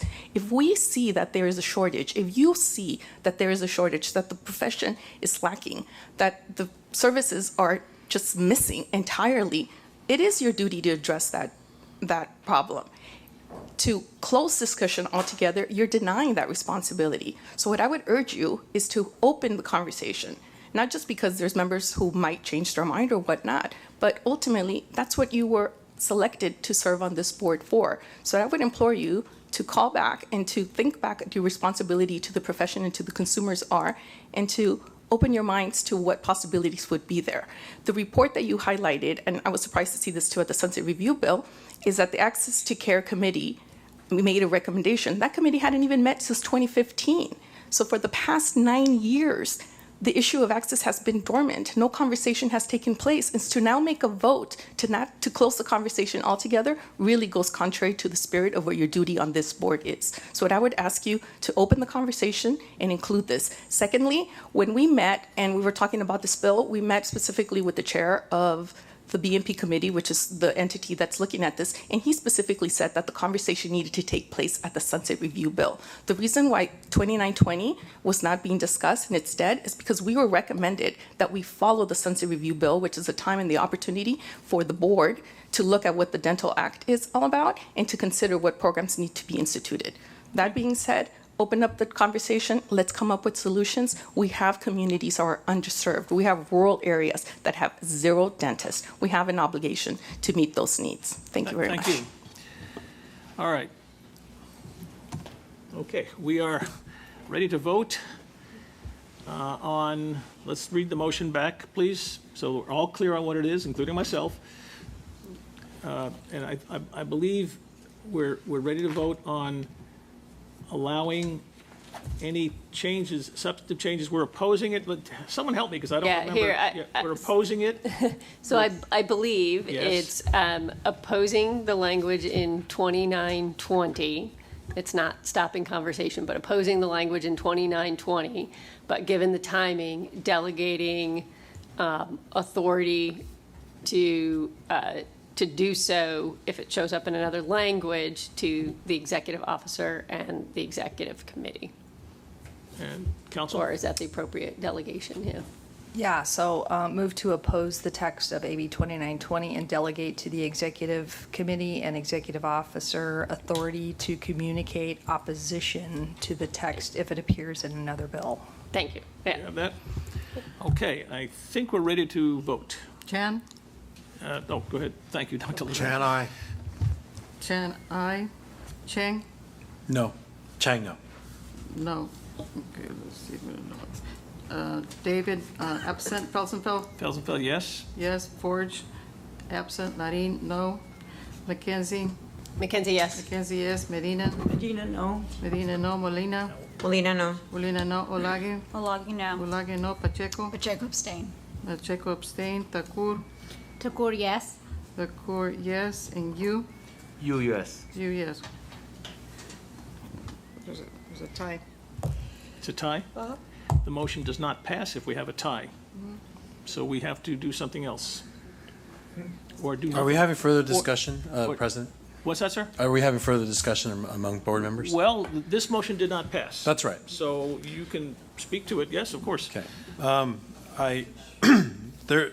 What I'm not hearing from our members is a discussion of if the board does not want to be born with the role to approve or accredit, approve law schools, or not, sorry, law schools, but dental schools, there is this other language that CODA and/or another national accreditation body approved by the board. Are there any other accrediting bodies in the nation that can do this outside of CODA?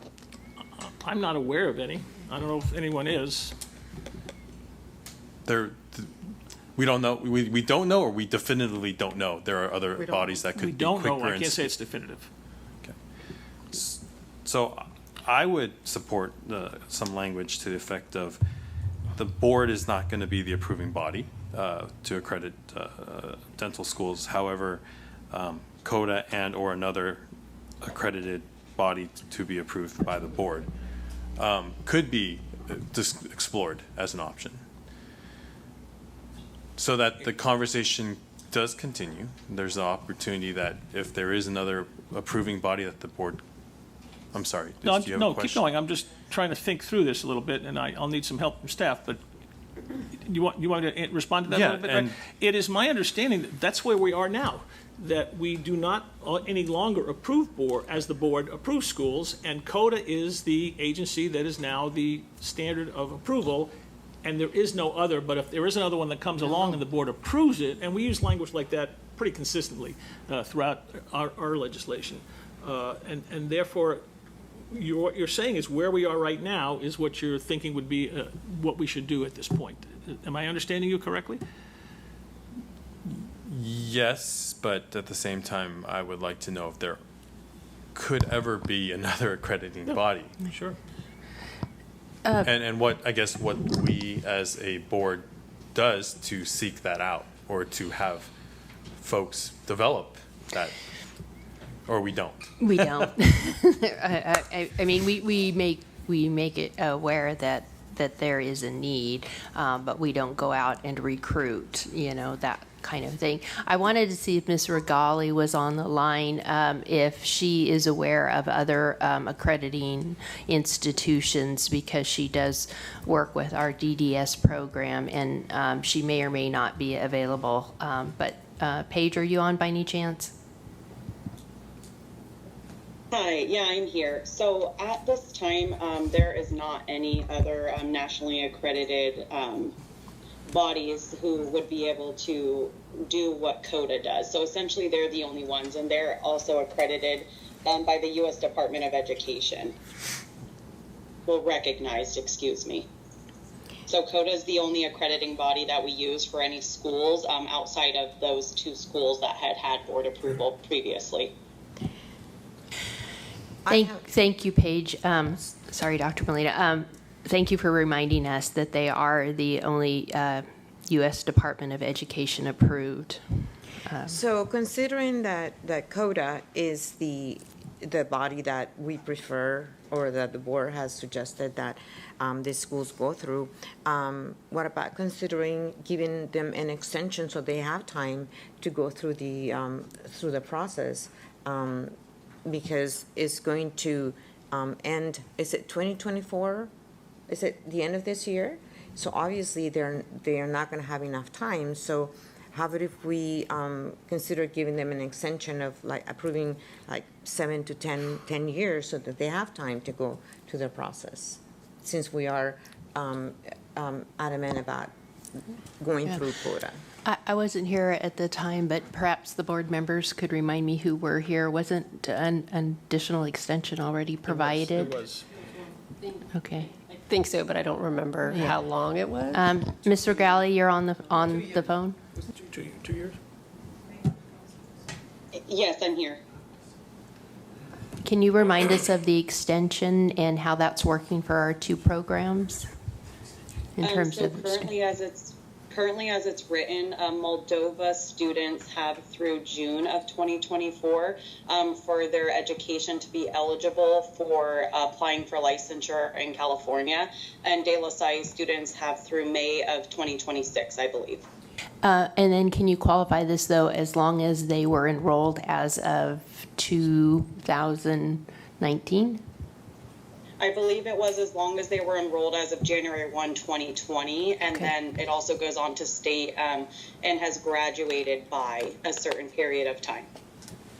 But I feel that some of those decisions were made with the information that CODA takes 2 to 3 years. But we keep hearing that it doesn't take 2 to 3 years. So maybe the extension needs to be longer so that we give them enough time to have time to actually complete the process.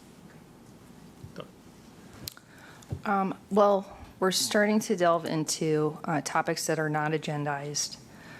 So taking any board action on tweaking, well, I guess you could review 2920 and for tweaking an extension if that language is in there. But I would caution you against doing that because the current deadlines or end dates are based on the end of the board's approval. So they've already had approval for a certain period of time, and the board has taken no action to then now receive an application for continued board approval from these programs. So there's nothing in place. There's no site visit plan to go and ensure that De La Salle or Moldova are, providing appropriate education to its students in accordance with the laws that the board has on the books for these types of foreign dental programs. Nothing is happening because of this, expectation that it will expire and CODA accreditation will be required. Since 2019, this has been going on, right? So the concern is if you pivot now to try to extend the approval,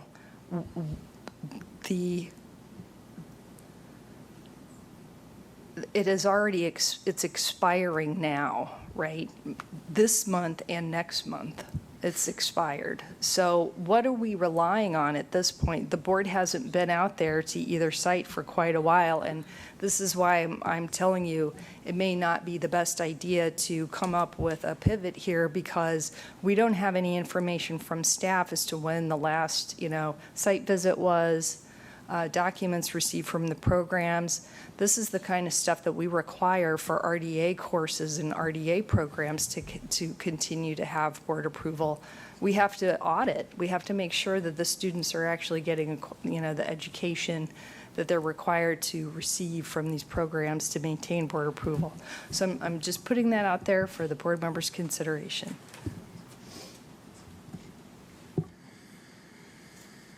Any other board discussion? Dr. Molina, your light is on. I assume you're not speaking at this point.